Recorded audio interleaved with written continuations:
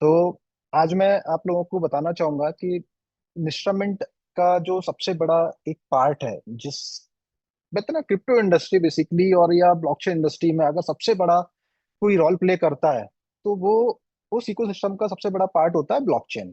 ठीक है।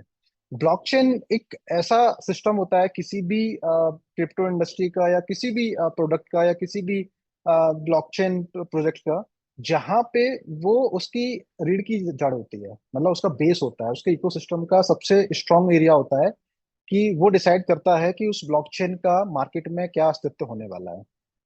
हम सभी को पता है, क्रिप्टो करेंसी की जब स्टार्टिंग हुआ था तो bitcoin is the first crypto currency, सबसे पहला क्रिप्टो करेंसी आया था जिसने इस क्रिप्टो इंडस्ट्री की दुनिया में सबसे पहला कदम रखा। और हम जानते हैं कि बिटकॉइन का भी अपना खुद का ब्लॉकचेन है, जो कहीं ना कहीं डिसेंट्रलाइज वे में ऑपरेट हो रहा है। और बिटकॉइन के ब्लॉकचेन में वो पावर है कि अगर जैसे हम बोलते हैं ना कि बिटकॉइन को लाने वाले जो निर्माता हैं, उनके क्रिएटर हैं, वो कहीं ना कहीं सतोशी नाकामोटो हैं। तो अगर मैं बात करूं, अगर मैं उनको भी बोलूं कि यार एक काम करो, आप कुछ ऐसा करो कि बिटकॉइन की जो सप्लाई है वो आप डबल कर दो, या बढ़ा दो, या कम कर दो, तो आज वो भी चाह के भी इस सप्लाई को चेंज नहीं कर सकते। क्यों नहीं कर सकते? क्योंकि उस ब्लॉकचेन को इस तरीके से डिजाइन किया गया है कि कोई भी पर्सन चाह के, कोई भी एक सिंगल पर्सन चाह के उसको चेंज नहीं कर सकता है। हाँ, ये तभी पॉसिबल है जब बिटकॉइन को चलाने वाले जितने भी माइनर्स हैं, जितने भी नोड हैं जो उस ब्लॉकचेन को ऑपरेट कर रहे हैं, जब उनका परसेंटेज मोर देन 50% हो जाए, जब उनका कहते हैं ना उनका बहुमत हो जाए, तभी ये पॉसिबल है। अदरवाइज किसी भी एक सिंगल पर्सन से या उसके खुद के क्रिएटर ओनर से भी ये पॉसिबल नहीं है कि वो ब्लॉकचेन के कोई भी पार्ट को चेंज कर पाए, या बिटकॉइन के किसी भी ब्लॉकचेन के पार्ट को चेंज कर पाए। और आप देखोगे, यही पावर है जो कहीं ना कहीं आज पूरे वर्ल्ड में हर किसी को अट्रैक्ट कर रहा है, हर किसी को मजबूर कर रहा है, ऐसे ऐसे लोगों को इन्वॉल्व कर रहा है जो लोग कहीं ना कहीं क्रिप्टो को लेके नेगेटिव बोला करते थे। मैं सिंगल पर्सन की बात नहीं कर रहा हूँ, मैं आम आम इंसान की बात नहीं कर रहा हूँ। मैं बात कर रहा हूँ जो बड़े से बड़े पर्सनैलिटी थे, बड़े से बड़े इंस्टीट्यूशन थे, बड़े से बड़े गवर्नमेंट लेवल के कंट्रीज जो अधिकारी थे, वो लोग जो कहीं ना कहीं क्रिप्टो को लेके और ब्लॉकचेन को लेके या टेक्नोलॉजी को लेके, हालांकि टेक्नोलॉजी को तो नहीं बोलूंगा, बट हाँ क्रिप्टो को लेके कहीं ना कहीं उनके मन में कहीं ना कहीं एक जो थॉट्स रहा करते थे, जो एक माइंडसेट उनका बना हुआ था।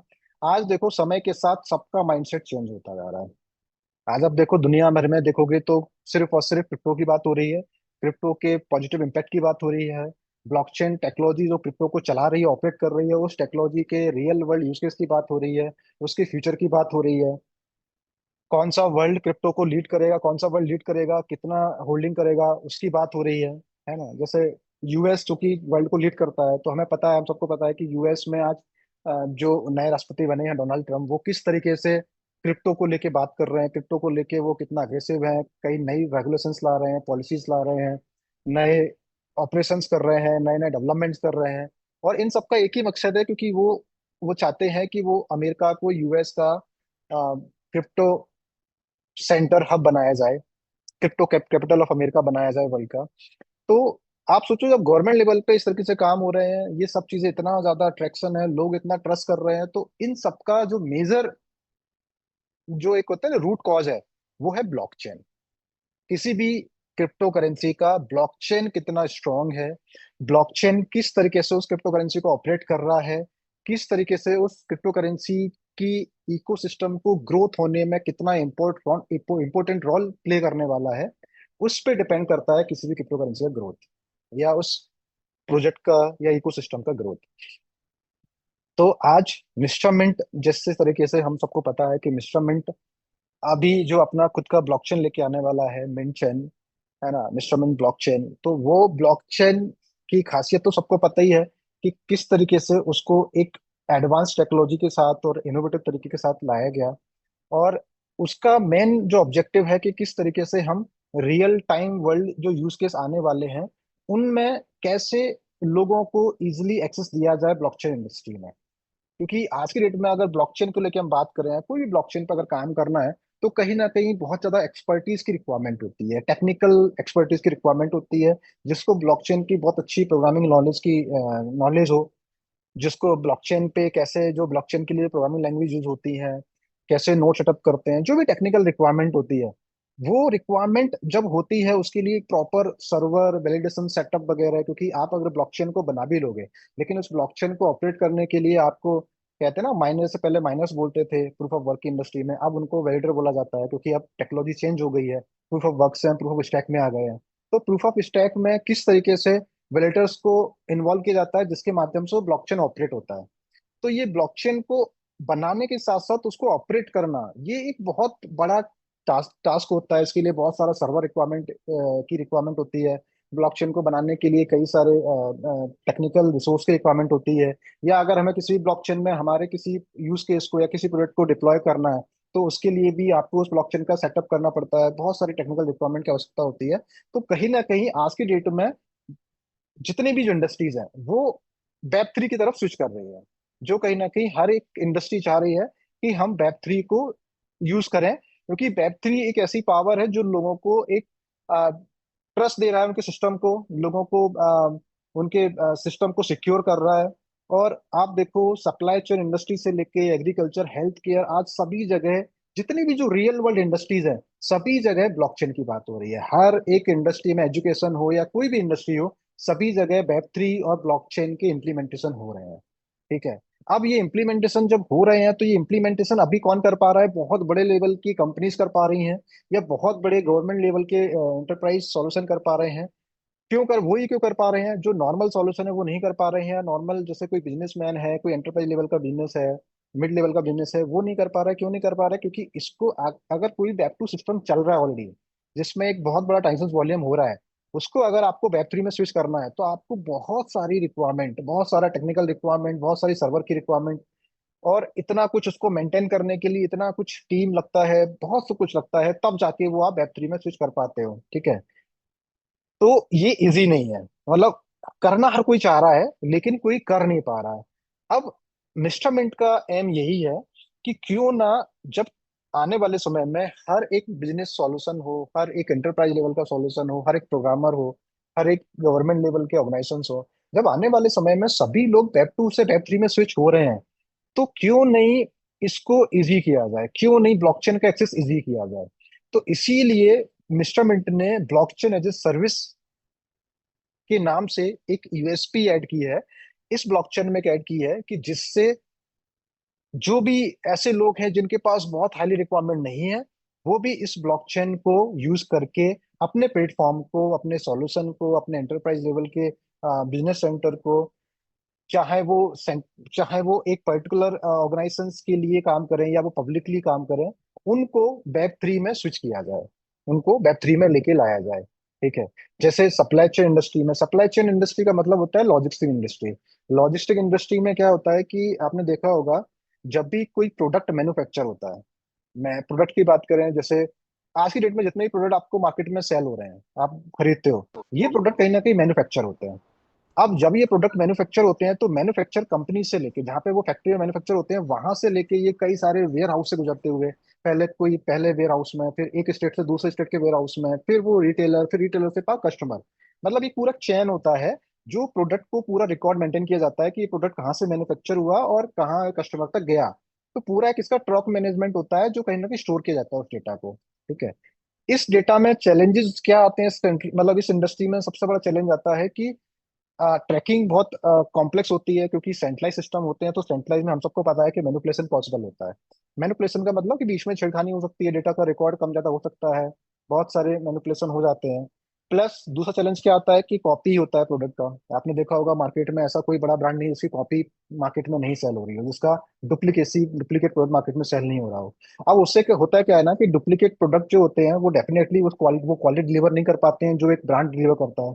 अब लोग उसको खरीद लेते हैं, लेकिन लोगों को क्या लगता है कि ये वैसे अब प्रोडक्ट नहीं चलता है, तो उससे जो इमेज डैमेज होती है, वो किसकी ब्रांड वैल्यू खराब होती है? उस ब्रांड की, जो ब्रांड का कॉपी प्रोडक्ट बनाया जा रहा है।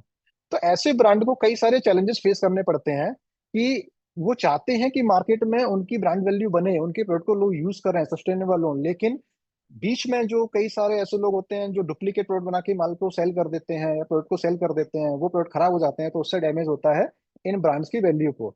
तो सप्लाई चेन और इस इंडस्ट्री में जितने भी प्रोडक्ट्स हैं, हर कंपनी चाहती है, हर इंटरप्राइज लेवल की कंपनी चाहती है कि वो इन इस प्रॉब्लम का सॉल्यूशन निकाला जाए।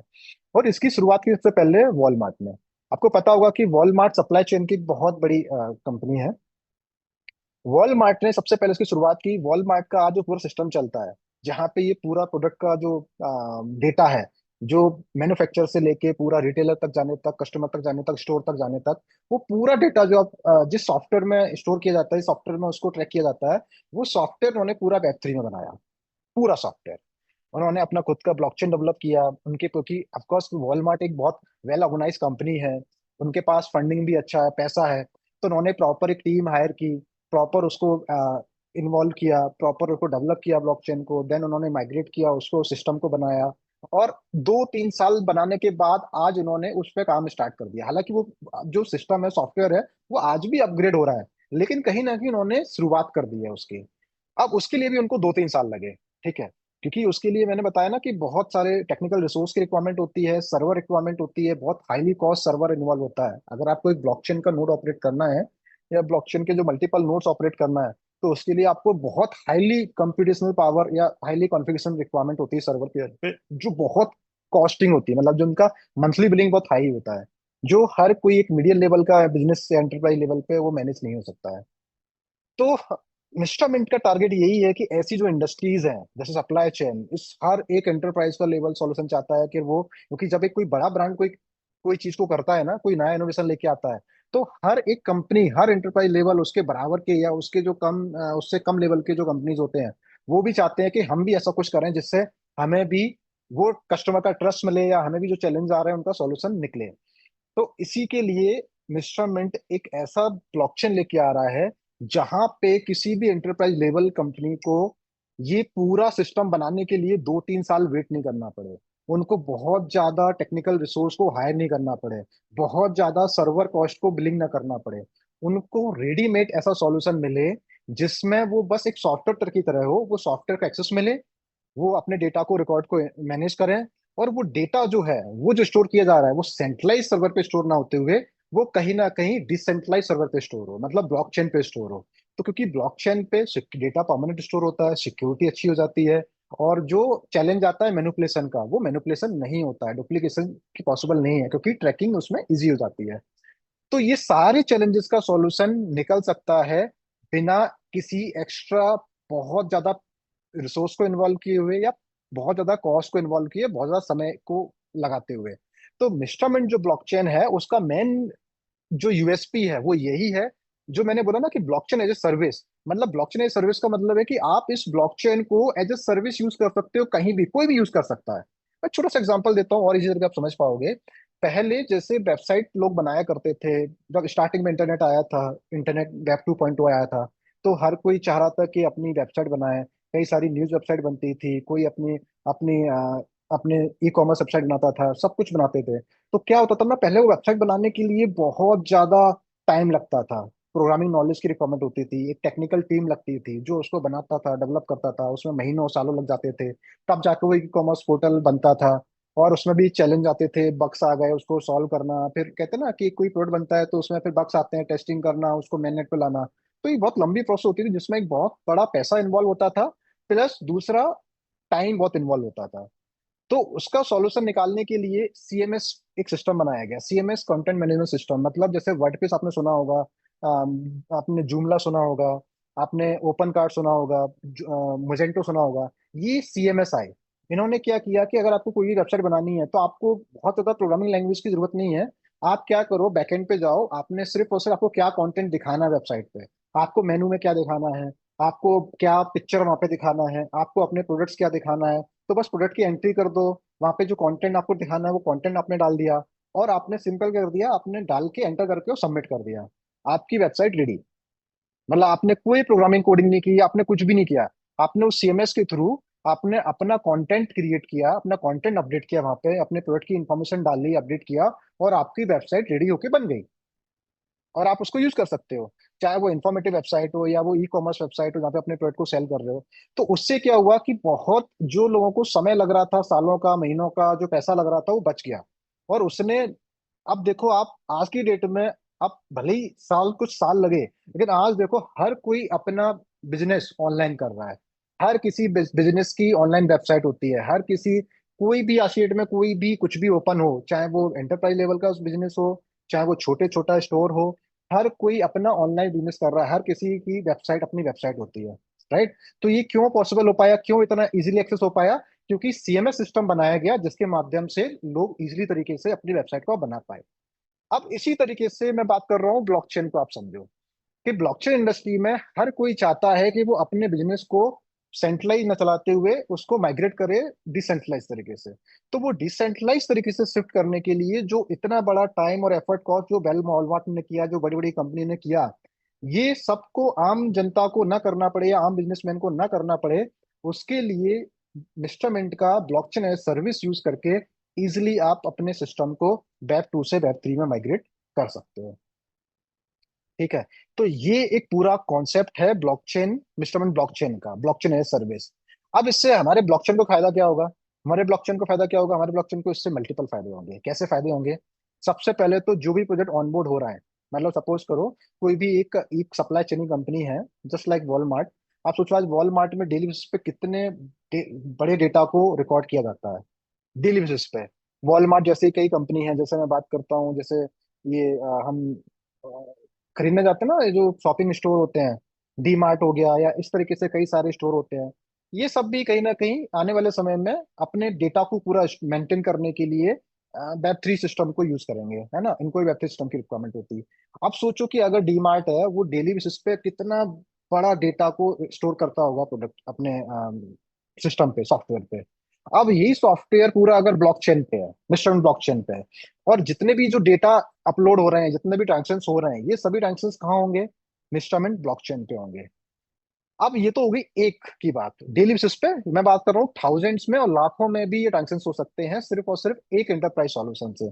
अगर मैं बात कर रहा हूँ ऐसे ही 100 एंटरप्राइज सॉल्यूशन अगर ऑनबोर्ड होते हैं डिफरेंट ब्लॉकचेन पे, तो आप सोचो कि डेली बेसिस पे नंबर ऑफ ट्रांजेक्शन्स वॉल्यूम क्या होगा? कितना बड़ा वॉल्यूम होगा जो डेली बेसिस पे ऑन बोर्ड ऑपरेट हो रहा होगा मिस्टर ब्लॉकचेन पे। तो ये ब्लॉकचेन का पोटेंशियल कितना बढ़ेगा? ठीक है, क्योंकि किसी भी ब्लॉकचेन का पोटेंशियल तभी है जब उसकी यूटिलिटी हो मार्केट में, जब उसमें जो प्रोजेक्ट्स हैं, जो उसमें ट्रेड वॉल्यूम है या ट्रांजेक्शन हो, वो बहुत फ्रिक्वेंटली हो, वो बड़े नंबर पे हो, उसको लोग यूज करें अपने अपने सॉल्यूशन में, तब उस ब्लॉकचेन की, आप बोल सकते हो कि उस ब्लॉकचेन की वर्थ है। ठीक है, वो ब्लॉकचेन तब ग्रो करता है। तो एक तो एडवांटेज ये हुआ कि ट्रेड वॉल्यूम, ट्रांजेक्शन वॉल्यूम बहुत ज्यादा बढ़ेगा। दूसरा, अब जब ये ट्रेड वॉल्यूम बढ़ेगा, जैसे कि आज हम कोई भी इंस्ट्रूमेंट में कोई भी ट्रांजेक्शन करते हैं, तो कहीं ना कहीं हमको बीएनबी गैस फी पे करना पड़ता है। राइट। हम बीएनबी बाय करते हैं, फिर उसको गैस फी के तौर पे पे करते हैं। तो आप सोचो, सेम तरीके से मिस्टरमेंट कॉइन, जो एम मिस्टरमेंट कॉइन होगा, उसके फॉर्म में मिस्टरमेंट ब्लॉकचेन पे जितने भी जो एंटरप्राइज लेवल के बिजनेस ऑपरेट हो रहे होंगे, जितने भी डेली ट्रांजेक्शन हो रहे होंगे, उन ट्रांजेक्शन की जो फीस होगी, वो फीस कहीं ना कहीं किसके फॉर्म में पे हो रही होगी? इंस्ट्रूमेंट कॉइन के फॉर्म में पे हो रही होगी। तो सोचो जब ये लाखों ट्रांजेक्शन डेली होंगे, तो उन पे कितना बड़ा वॉल्यूम फीस के तौर पे इंस्ट्रूमेंट की डिमांड को क्रिएट करेगा, कितना बड़ा वॉल्यूम इंस्ट्रूमेंट कॉइन में होगा। तो ये सेकेंड एडवांटेज हो गया। थर्ड एडवांटेज ये हो गया कि इंस्ट्रूमेंट की जो इकोसिस्टम है वो ग्रो हो रहा है, उसको स्केलेबिलिटी हो रही है, कम्युनिटी बढ़ रही है, क्योंकि जितने जितने ज्यादा प्रोडक्ट ऑनबोर्ड होंगे, जितने ज्यादा इकोसिस्टम डेवलप होंगे, जितने ज्यादा ट्रांजेक्शंस होंगे, उतना ज्यादा उस ब्लॉकचेन की जो पोटेंशियल है और उस ब्लॉकचेन की जो स्केलेबिलिटी है वो अपग्रेड होगी। तो ये सारे एडवांटेज मिलेंगे इस ब्लॉकचेन को, जो हम ब्लॉकचेन बहुत जल्दी लॉन्च करने जा रहे हैं। अब सवाल ये आता है कि लोगों का, कई सारे लोगों का क्वेश्चन रहता है कि हम काफी ईगरली वेट कर रहे हैं कि ब्लॉकचेन लॉन्च होने वाला है, लॉन्च होने वाला है, तो कब लॉन्च होगा? मैं स्टार्टिंग से बोलते आया हूं और फिर सेम चीज बोलूंगा, जैसा कि हमने कमिट किया था कि 2025 के सेकंड क्वार्टर में ब्लॉकचेन हम लॉन्च करने वाले हैं। तो हम उसी टाइमलाइन में, उसी उसमें हम ब्लॉकचेन को लॉन्च करने वाले हैं। आप मान के चलो कि जून एंड तक ब्लॉकचेन हमारा लॉन्च हो जाएगा। और अभी मैं एक रोड मैप दिखाऊंगा आपको ब्लॉकचेन का। सिर्फ ब्लॉकचेन को लॉन्च करना ही कि टारगेट नहीं है, उस ब्लॉकचेन पे आने वाले समय में हम और क्या काम करने वाले हैं, उस ब्लॉकचेन का रोड मैप क्या है।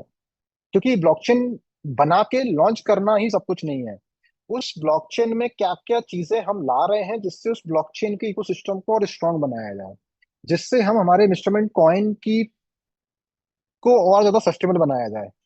तो वो करने के लिए पूरा एक रोड मैप डिजाइन किया गया है। और रोड मैप वो पूरा एक मतलब बन चुका है। आज आप लोग के सामने मैं वो रोड मैप को शेयर करना चाहूंगा। तो चलिए हम उसको शेयर करते ही हैं और उसी के साथ में बातचीत करेंगे। आ,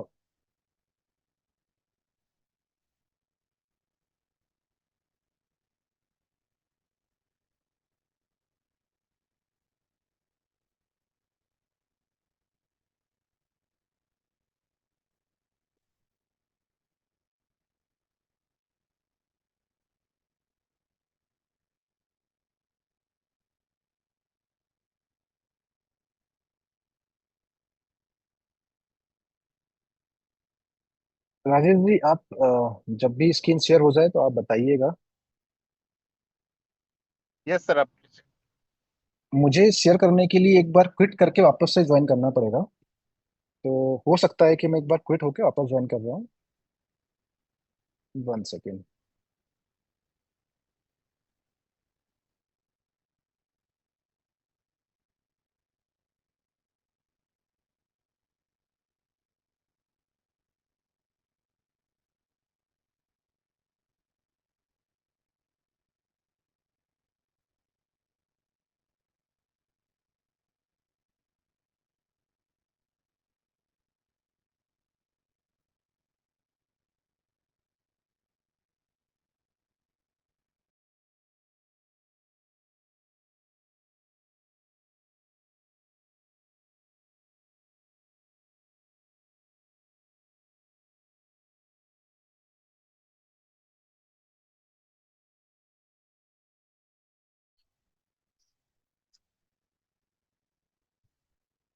तो मैं वापस ज्वाइन कर लिया है मैंने। मैं अभी आप लोग के सामने स्क्रीन शेयर कर रहा हूँ। यस सर, शेयर हो रही है स्क्रीन। ठीक है। स्क्रीन दिख रही हो तो आप प्लीज कंफर्म कीजिएगा। यस सर, कंफर्म दिख रही है। ठीक है, मैं इसको क्लिक कर देता हूँ। ठीक है। तो जैसा मैंने बताया, आज हम इंस्ट्रूमेंट इकोसिस्टम के फ्यूचर और ग्रोथ प्लान के बारे में बात करने वाले हैं। ठीक है। तो पहले तो ऑफ कोर्स ब्लॉकचेन का रोडमैप पे आने से पहले, चूंकि ये स्लाइड ओपन हो गई है, तो मैं आप लोग को थोड़ा सा क्लियर कर दूं। या क्लियर नहीं करूं, क्लियर तो ऑलरेडी मुझे पता है, जितने भी इंस्ट्रूमेंट फैमिली के पार्ट हैं वो सब समझते हैं, इस चीज को जानते भी हैं। बट कहते हैं ना कि कभी कभी हम कोई चीज पुरानी हो जाती है तो हमारी थोड़ा सा मेमोरी में मतलब धूल जम जाती है, तो मैं उसको धूल को हटाना चाह रहा हूँ और वापस से याद दिलाना चाह रहा हूँ कि जब मिस्टम की शुरुआत हुई थी, जिस विजन के साथ शुरुआत हुआ, तो कुछ नए लोग भी ऐड हुए हो सकता है कम्युनिटी में। जो लोग नहीं शुरुआत से ऐड हैं तो उनको नहीं पता है कि मिस्टरमैन का फ्यूचर और विजन क्या है। तो उन लोगों के लिए भी जरूरी है कि मैं एक बार वापस से बता दूं कि मिस्टरमेंट का इकोसिस्टम किस तरीके से डेवलप किया जा रहा है, इसके ग्रोथ प्लान क्या है। तो पहले चीज तो मैं क्लियर कर दूं, जैसे आप लोग को दिख रहा है कि मिस्टरमेंट एक लॉन्ग टर्म विजन के साथ में डिजाइन किया गया है। मिश्रमेंट कोई ऐसा नहीं है जैसे बहुत सारे लोग बोलते हैं कि पॉन्जी स्कीम है या एक इन्वेस्टमेंट प्लान है या वट एवर जो भी नाम लेते हैं। तो मैं बहुत साफ और क्लियर शब्दों में स्पष्ट करना चाहूंगा कि ये अगर किसी को कोई भ्रम है या डाउट है तो आप प्लीज अपने माइंड से निकाल दें।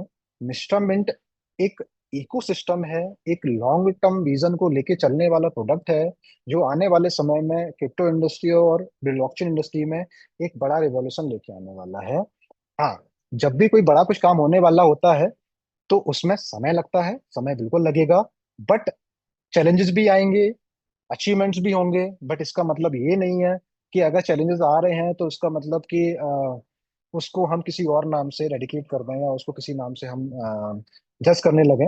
तो मैं बस ये बोलना चाहता हूँ कि जजमेंट करना बहुत इजी होता है, लेकिन अगर उसी जजमेंट को हम प्रॉपर नॉलेज लेके और प्रॉपर अंडरस्टैंडिंग के बाद जजमेंट किया जाए तो वो जजमेंट बहुत हेल्पफुल होता है सभी के लिए। तो जजमेंट, मेरा मतलब ये है कि आप पूरी जानकारी के साथ जजमेंट लें। और जितने भी लोग मिस्टरमेंट के साथ जुड़े हुए हैं स्टार्टिंग से, वो जानते हैं कि मिस्टरमेंट है क्या, कितना लॉन्ग टर्म विजन के साथ काम कर रहा है। और जो ब्लॉकचेन के बारे में अभी बात करने वाला हूँ, मैं अभी आपको रोडमैप दिखाऊंगा कि मिस्टरमेंट का जो ब्लॉकचेन है वो किस तरीके से एक रिवॉल्यूशन लेके आएगा इस इंडस्ट्री में। आप लोग खुद समझ पाएंगे इस चीज को।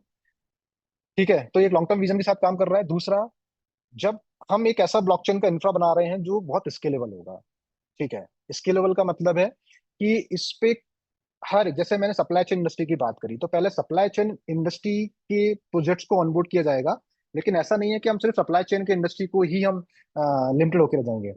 हम इसके बाद एजुकेशन पे भी काम करेंगे, हम इसके बाद हेल्थ पे भी काम करेंगे, हम इसके बाद एग्रीकल्चर पे भी काम करेंगे, हम इसके बाद फिनटेक पे भी काम करेंगे। तो ऐसी वन बाय वन, लेकिन हर चीज का ना एक स्टेप बाय स्टेप प्रोग्रेस होता है, रोड मैप होता है।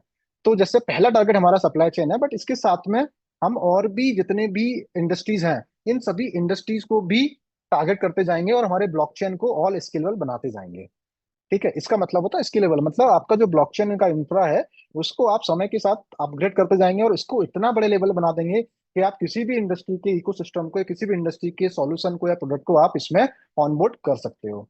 तो वो उस तरीके से इसको डिजाइन किया जा रहा है, इसीलिए इसमें थोड़ा समय लगा है। तो इसके साथ साथ मिश्रमेंट के यूज केसेस और ज्यादा लाए जाएंगे मार्केट में, क्योंकि आपको सी बात है कि जितना ज्यादा इकोसिस्टम बड़ा होगा, जितने ज्यादा यूज केसेस होंगे उस प्रोडक्ट के, उतना ज्यादा वो मार्केट में उसकी कम्युनिटी ग्रो होगी, उतना ज्यादा उसकी कहते हैं ना सस्टेनेबिलिटी बनेगी। तो इस पे भी काम कंटिन्यूस चलता रहेगा। और इसके साथ साथ जो हम फोकस है अभी इंस्ट्रूमेंट का, वो है एक बड़ी कम्युनिटी को अडॉप्ट करना, मास अडॉप्शन।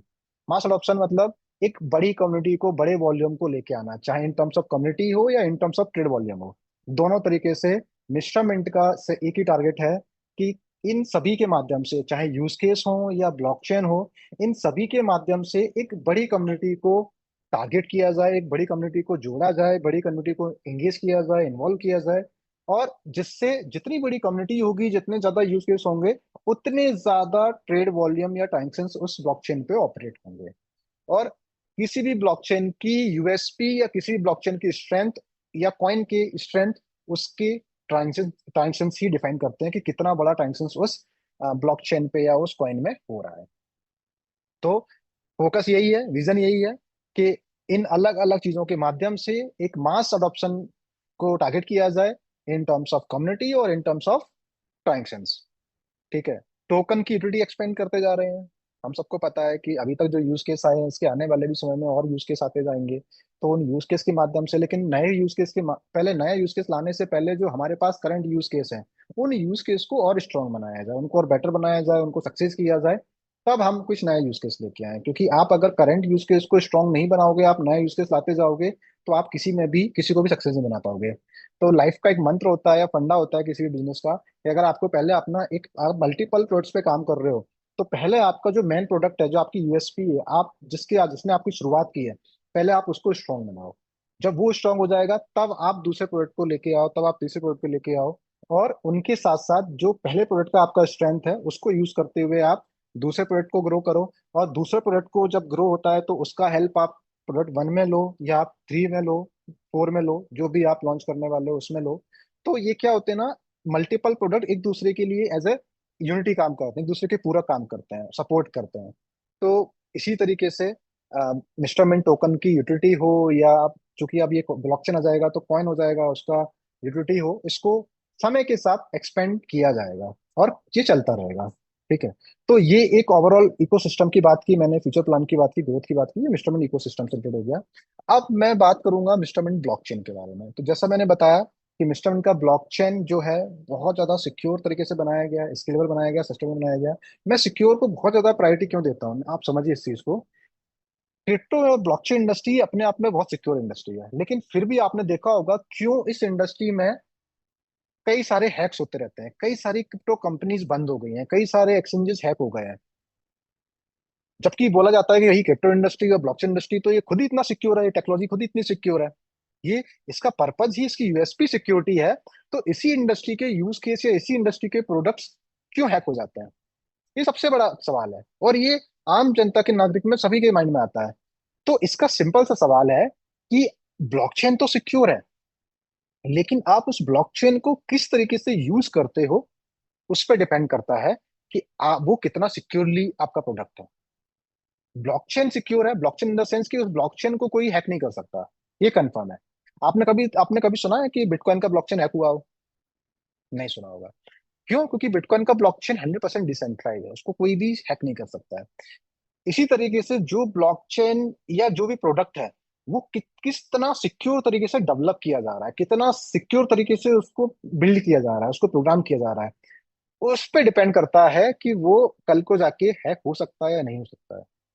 अगर आज की मार्केट में देख के देखोगे 100 प्रोडक्ट रन हो रहे हैं, 100 एक्सचेंजेस हैं, या हजारों, मत करो आज में हजारों लाखों रन हो रहे हैं, लेकिन आपने देखा होगा हर प्रोजेक्ट हैक नहीं होता है। बहुत सारे 99 90 प्रोजेक्ट ऐसे हैं जो स्मूथली रन हो रहे हैं विदाउट किसी हैकिंग, विदाउट किसी प्रॉब्लम के या कंप्रोमाइज के, वो रन हो रहे हैं। लेकिन उसी जगह कुछ एक्सचेंजेस हो गए या कुछ क्रिप्टो प्रोजेक्ट्स हो गए जो हैक हो जाते हैं, और हैक हो जाते हैं तो वो कहीं ना कहीं या तो उनको लॉस होता है या वो खत्म हो जाते हैं, क्रैश हो जाते हैं। तो सबसे इम्पोर्टेंट पार्ट होता है कि अगर क्रिप्टो इंडस्ट्री में कोई भी कंपनी, कोई भी एक्सचेंज, कोई भी प्रोडक्ट अगर काम कर रहा है, कोई इकोसिस्टम काम कर रहा है, तो वो कितना सिक्योरली डेवलप किया जा रहा है। एक और छोटा सा एग्जांपल आपको समझाना चाहूंगा। जैसे मेटामास्क हम लोग यूज करते हैं नॉर्मली, मेरे ख्याल से जितना भी मिस्टर फैमिली में लोग हैं, सभी लोग, हम सभी लोग या तो मेटामास्क यूज करते हैं, या ट्रस्ट वॉलेट यूज करते हैं, सेपल यूज करते हैं, या बाइनेंस वॉलेट यूज करते हैं। बहुत सारे वॉलेट हैं, डिसेंट्रलाइज वॉलेट है, हम कहीं ना कहीं यूज करते हैं। अब हमने देखा होगा कि यार हमारा मेटामास्क वॉलेट में हम कुछ स्टोर करते हैं, वो तो सिक्योर होता है, लेकिन हम फिर भी हमारे मेटामास्क वॉलेट में देखा होगा बहुत सारे लोगों का मेटामास्क वॉलेट कंप्रोमाइज हो जाता है। क्यों हो जाता है? यहाँ पे मेटामास्क वॉलेट, मेटामास्क जो प्रोडक्ट है वो कंप्रोमाइज नहीं हुआ है, आपने अपने वॉलेट को कंप्रोमाइज कर दिया है। जो ऑपरेटर है जो उसको यूज कर रहा है, उसने कंप्रोमाइज कर दिया, या तो उसने सीड फ्रेज कंप्रोमाइज कर दिया, या भूल गया, खो गया, या उसका जो वॉलेट का प्राइवेट की है वो किसी ने कंप्रोमाइज कर दिया, किसी ने उसको चुरा लिया, वॉट जो भी है। तो आपने देखा होगा जो उसको ऑपरेट कर रहे हैं, जो यूजर उसको ऑपरेट कर रहा है, उसकी मिस्टेक की वजह से वो किस तरीके से ऑपरेट कर रहा है, कितना सिक्योर उसको ऑपरेट कर रहा है, उसके सीट फ्रेस को कितना सिक्योरली रख रहा है कि कोई इसको सीट फ्रेस को कभी कोई कॉपी नहीं कर पाए, कोई ले नहीं पाए, तो वो 100% आपका फंड सिक्योर रहेगा। आपने देखा होगा अगर मिस्टर एंड फैमिली में बात करें तो 90% लोग ऐसे होंगे जिनका फंड आज तक सिक्योर है, लेकिन कुछ लोग ऐसे भी हैं कम्युनिटी में जिनका वॉलेट कंप्रोमाइज हो गया है, जिनका फंड सिक्योर, जिनका फंड कहीं ना कहीं स्टील हो गया है या दूसरे लोगों ने निकाल लिया है। तो अब उसका मतलब ये नहीं बोलेंगे कि मेटामास्क सिक्योर नहीं है। मेटामास्क जो बनाया गया प्रोडक्ट वो तो सिक्योर है, लेकिन उसको यूज करने वाले ऑपरेटर जो हैं, उन्होंने कहीं ना कुछ मिस्टेक कर देते हैं, जिसके कारण वो कॉम्प्रोमाइज हो जाता है। सिमिलर तरीके से ब्लॉकचेन सिक्योर होता है, लेकिन ब्लॉकचेन पे जो बनाने वाले प्रोडक्ट हैं, वो बनाने में या वो कुछ ना कुछ उसको मेंटेन करने में या उसके सर्वर रिलेटेड चीजों में कहीं ना कुछ मिस कर देते हैं, जिसके कारण वो कॉम्प्रोमाइज हो जाते हैं, हैक हो जाते हैं। और उसका लॉस उस क्रिप्टो प्रोजेक्ट को नहीं होता है, उस क्रिप्टो प्रोजेक्ट में जुड़े हुए जितने भी कम्युनिटी है, जितने भी यूजर्स होते हैं, उन सबको लॉस होता है। वजीरेक्स हमारे सामने सबसे बड़ा एग्जांपल है, एफटीएक्स एग्जांपल है, कई सारे हैं। अभी रिसेंटली न्यूज आया था, कॉइनबेस में भी कुछ हुआ था। तो कॉइनबेस और क्रिप्टो डॉट कॉम समथिंग कुछ हुआ था, मैं एग्जैक्टली नाम याद नहीं आ रहा, बट इन दोनों में से किसी में एक अभी हुआ था कंप्रोमाइज। ठीक है, तो ये सब चीजें डिपेंड करती हैं कि आप उसको कितना सिक्योरली बिल्ड कर रहे हैं। तो आपने देखा होगा मिस्टर मिंट की जब से शुरुआत हुई है, मिस्टर मिंट का, चाहे वो एसईओ हो, मिंट फोर्स हुआ हो, या कोई भी प्रोडक्ट डेवलप हुआ हो, आज तक एक सिंगल प्रोडक्ट कंप्रोमाइज नहीं हुआ है। क्यों नहीं हुआ है? क्या मिस्टर मिंट को हैक करने वाले हैकर नहीं होंगे और हमने ट्राई नहीं किया होगा? आप सोचो मिस्टर मिंट के आप जब एक एक्सप्लोर पर जाते हो तो कितना बड़ा वॉल्यूम होता है, कितने ट्रांजैक्शंस पर सेकंड हो रहे होते हैं। तो जब भी किसी भी ब्लॉकचेन में इतने ज्यादा, या किसी भी सिस्टम में इतने ज्यादा ट्रांजैक्शंस हो रहे होते हैं, तो हर हैकर की नजर जाती जाती है। ठीक है, बड़ी बड़ी कंपनीज होती हैं, हैकिंग कंपनीज होती हैं जो इसको काम करती हैं इसके कंप्रोमाइज पे। ठीक है, तो मिस्टर मिंट को भी हैक करने के लिए काफी सारे लोगों ने ट्राई किया होगा, लेकिन अभी तक मिस्टर मिंट की एक सिंगल इकोसिस्टम की सिंगल पार्ट को वो लोग हैक नहीं कर पाए, कंप्रोमाइज नहीं कर पाए। और टच वुड, थैंक्स गॉड कि अभी तक ऐसा नहीं हुआ और आगे भी ऐसा नहीं होगा, क्योंकि मिस्टर मिंट सबसे ज्यादा प्रायोरिटी देता है सिक्योरिटी को। कि मिस्टर मिंट में जो भी चीजें डेवलप हो रही हैं, जो भी चीजें बनाई जा रही हैं, उनको इतना सिक्योरली बनाया जाए कि कभी भी ये कंप्रोमाइज या हैकिंग वाला प्रॉब्लम नहीं आए। टचवुड, भगवान की कृपा से अभी तक ऐसा कुछ नहीं हुआ है, और मैं बिल्कुल दुआ करूंगा कि आने वाले समय में ऐसा कुछ नहीं हो। और इसके लिए जो भी पैरामीटर्स होते हैं सिक्योरिटी टर्म्स में, जितने भी जो सिक्योरिटी लेवल की चीजें होती हैं, उन चीजों का बहुत ध्यान रखा जाता है। इसीलिए इस ब्लॉकचेन को लाने में थोड़ा समय लगा है, लेकिन कहते हैं ना कि अगर कुछ अच्छी चीज बनानी है, कुछ नया करना है और सिक्योर तरीके से करना है, और लॉन्ग टर्म आपका विजन है, तो आप कोई भी गलती से भी गलती नहीं करता छोड़ सकते हो। तो इसीलिए इंस्ट्रूमेंट ब्लॉकचेन को बहुत ज्यादा सिक्योरली बनाया जा रहा है। स्केलेबल है। स्केल मतलब इन द सेंस है कि ऐसा नहीं कि पहला ब्लॉकचेन ला दिया, पहली लेयर ला दी तो उस पर आगे बस इसी में काम करते रहना, नहीं। आने वाले समय में टेक्नोलॉजी, ब्लॉकचेन टेक्नोलॉजी एक इमर्जिंग टेक्नोलॉजी है। इस टेक्नोलॉजी में नए नए अपग्रेडेशन होते रहते हैं। तो हमको मार्केट में कॉम्पीट करने के लिए नए नए अपग्रेडेशन करते रहने होंगे। इसीलिए इसके स्केलर बनाया जा रहा है कि अगर कुछ भी नया अपग्रेड होता है टेक्नोलॉजी में, कुछ भी नया अपग्रेड हो रहा है, तो मिशन ब्लॉकचेन में भी वो अपग्रेड किया जाए। सस्टेनेबल बनाया जा रहा है। सस्टेनेबल मतलब कि इसमें इस तरीके से इसको ऑपरेट किया जाए, इसमें इस तरीके से प्रोजेक्ट ऑनबोर्ड किए जाए कि ये सस्टेनेबल बने। सस्टेनेबल का मतलब होता है कि लॉन्ग टर्म इस पे ऑपरेट हो सके, लॉन्ग टर्म इसकी ग्रोथ हो, सस्टेन कर सके। तो ये इसकी तीन मेजर यूएसपी हैं जो इसको बनाया जा रहा है। इसके लिए जो टेक्नोलॉजी यूज की जा रही है, जो एल्गोरिथम्स होती है, हर एक ब्लॉकचेन की अपनी एक एल्गोरिथम्स होती है जिसको कंसेंसस एल्गोरिथम्स बोलते हैं। तो प्रूफ ऑफ वर्क पहले चलता था, प्रूफ ऑफ स्टैक आया, आज डेलीकेट प्रूफ ऑफ स्टैक जो नया कॉन्सेप्ट आया है, तो उस पर इंस्टॉलमेंट ब्लॉकचेन को डिजाइन किया गया है। डेलीगेट प्रूफ ऑफ स्टैक मतलब डीपीओ सिस्टम पे इसको बनाया गया है। वेलिटर्स और डेलीगेट्स के लिए पैसिव इनकम है। जितने भी लोगों ने जो मिस्टर ब्लॉकचेन में एज ए वेलिटर और डेलीगेट्स पार्ट लिया है, तो वो जिस तरीके से अपने नोड को ऑपरेट करेंगे उस तरीके से उनको पैसिव इनकम होगी। ब्लॉकचेन एज सर्विस, इसको मैंने अभी आपको अर्लियर आपको एक्सप्लेन किया था कि ब्लॉकचेन एज सर्विस की मीनिंग क्या है इसका, और किस तरीके से ये मिस्टरमेंट ब्लॉकचेन के लिए एक कहते हैं ना गेम चेंजर साबित होने वाला है। किस तरीके से ये मार्केट में इतना इजी एक्सेस देने वाला है बिजनेस लेवल टाइप के लोगों को, या किसी भी आम इंसान को भी जो भी अपने छोटे छोटे बिजनेस को भी अगर वेब3 में करना चाह रहा है, कोई भी अपना खुद का टोकन बनाना चाह रहा है, कोई भी अपना खुद का डेग एप्लीकेशन बनाना चाह रहा है, तो वो इतने इजी तरीके से इस ब्लॉकचेन को बना पाए कि उसके पास अगर बहुत बड़ा सर्वर नहीं है, उसके पास बहुत सारा टेक्निकल रिक्वायरमेंट नहीं है, बट वो फिर भी अपने टोकन को वहाँ पे लॉन्च कर पाएगा। मैं अभी बताऊंगा आपको, आने वाले समय में ऐसे ऐसे टूल बना रहे हैं इस ब्लॉकचेन में जिसमें एक कमांड लिखते ही सारा आपका टोकन वगैरह सब कुछ क्रिएट हो जाएगा। इसमें आपको बहुत ज्यादा टेक्निकल रिक्वायरमेंट की रिक्वायरमेंट नहीं होगी। आम यूजर को, एंटरप्राइज लेवल के बिजनेसमैन को, या किसी भी लेवल के सॉल्यूशन को, तो ये ब्लॉकचेन एज सर्विस को इसमें डिजाइन किया गया है। लेयर वन ब्लॉकचेन है इसमें। जैसे आप लोगों ने सुना होगा कि लेयर वन ब्लॉकचेन पहले आते थे, फिर लेयर टू ब्लॉकचेन आए हैं। लेयर टू ब्लॉकचेन मतलब लेयर वन ब्लॉकचेन जो बने होते हैं ना, अगर उन्हीं को आपने मॉडिफाई कर दिया तो लेयर टू ब्लॉकचेन नाम दे दिया, ठीक है, कस्टमाइज कर दिया।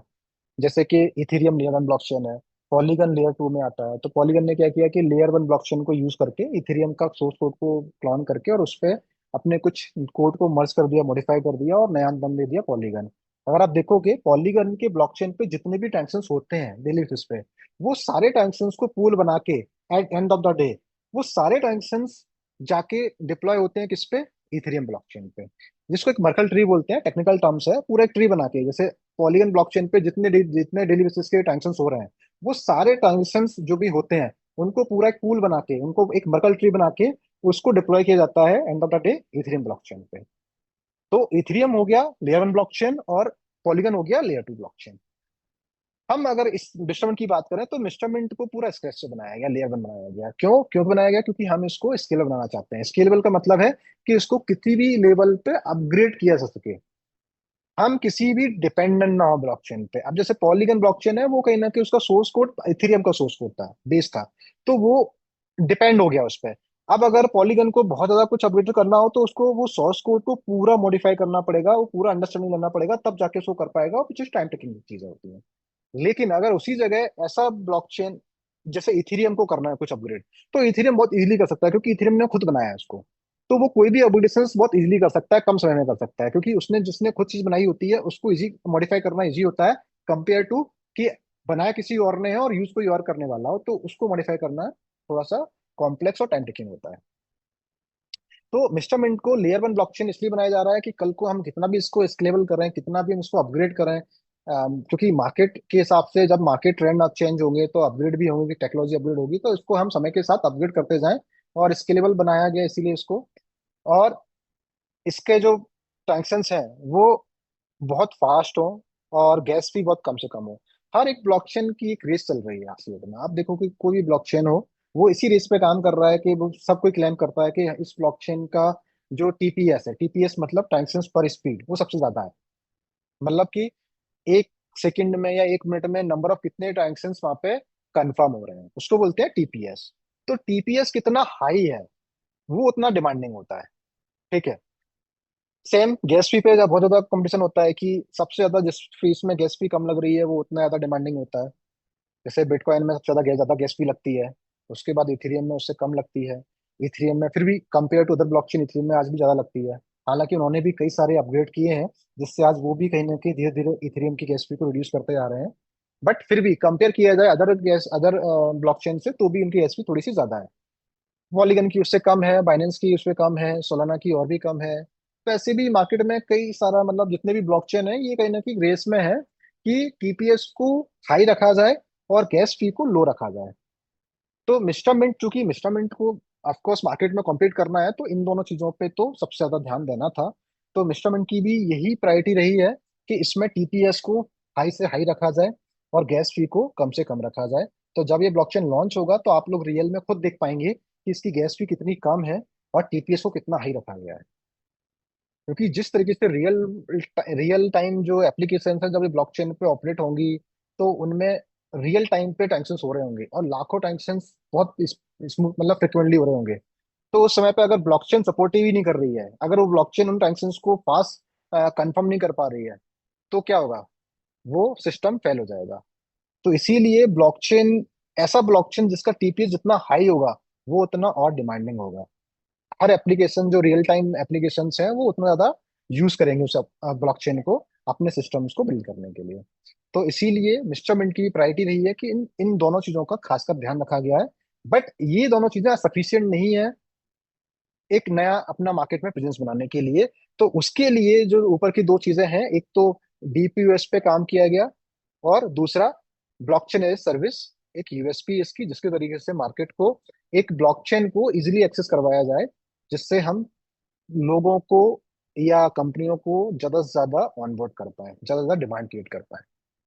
ये इस मिस्टरमेंट ब्लॉकचेन का पूरा एक विजन है और टारगेट एरिया है। अब हम अगर रोड मैप की बात करें, मिस्टरमेंट ब्लॉकचेन का रोड मैप, हमने क्वार्टर 1 के 25 के क्वार्टर 1 में हमने हमारा वेरिटन प्रोग्राम को लॉन्च किया था। आप सबको पता है कि वेरिटर प्रोग्राम लॉन्च हुआ था, बहुत सारे डेलीगेट्स बने थे उसमें, बहुत सारे लोगों ने जो वेरिटर अप्लाई किया हुआ है। ठीक है, तो ये लॉन्च हो गया था। क्वार्टर 2 जो अभी चल रहा है, और क्वार्टर 2 मतलब मोस्ट प्रॉब्ली क्या मतलब ऑलमोस्ट कंफर्म ही है ये कि जून में मिस्ट्रामिंट का एक ऐसा टूल लॉन्च किया जाएगा ब्लॉकचेन का, कमांड लाइन टूल जैसा की बात कर रहा था मैं अभी। उसको डेवलपर्स और वेटर्स के लिए एक टूल लॉन्च किया जाएगा जिसके माध्यम से वो बहुत इजीली एक्सेस कर पाएंगे इस ब्लॉकचेन को। मैंने बताया ना कि जैसे आज आपको अपना खुद का कोई टोकन क्रिएट करना है, अपना खुद का कुछ बनाना है, कुछ चीज करना है, तो आपको बहुत सारा टेक्निकल रिक्वायरमेंट होती है, बहुत जरूरत होती है। लेकिन इस टूल के माध्यम से आप एक सिर्फ एक कमांड लिखने से आप पूरा टोकन क्रिएट कर लोगे। आपका खुद का टोकन क्रिएट हो जाएगा सिंपल एक कमांड से। सिंपल एक लाइन लिखना आपको, आपका पूरा टोकन क्रिएट हो गया। उसमें टोकन में उस स्मार्ट कॉन्ट्रैक्ट क्रिएट होगा, उस स्मार्ट कॉन्ट्रैक्ट को आपको क्या क्या रखना है, आपको लॉकिंग पीरियड क्या रखना है, आपको वेस्टिंग शेड्यूल क्या रखना है, आपको ये क्या रखना है, आपको जो भी फीचर्स रखना है, आपको सिर्फ डालना है कि मुझे फीचर चाहिए। वो ऑटोमेटिकली आपको एक आपका टोकन या आपका स्मार्ट कॉन्ट्रैक्ट क्रिएट करके दे देगा कुछ सेकंड्स में।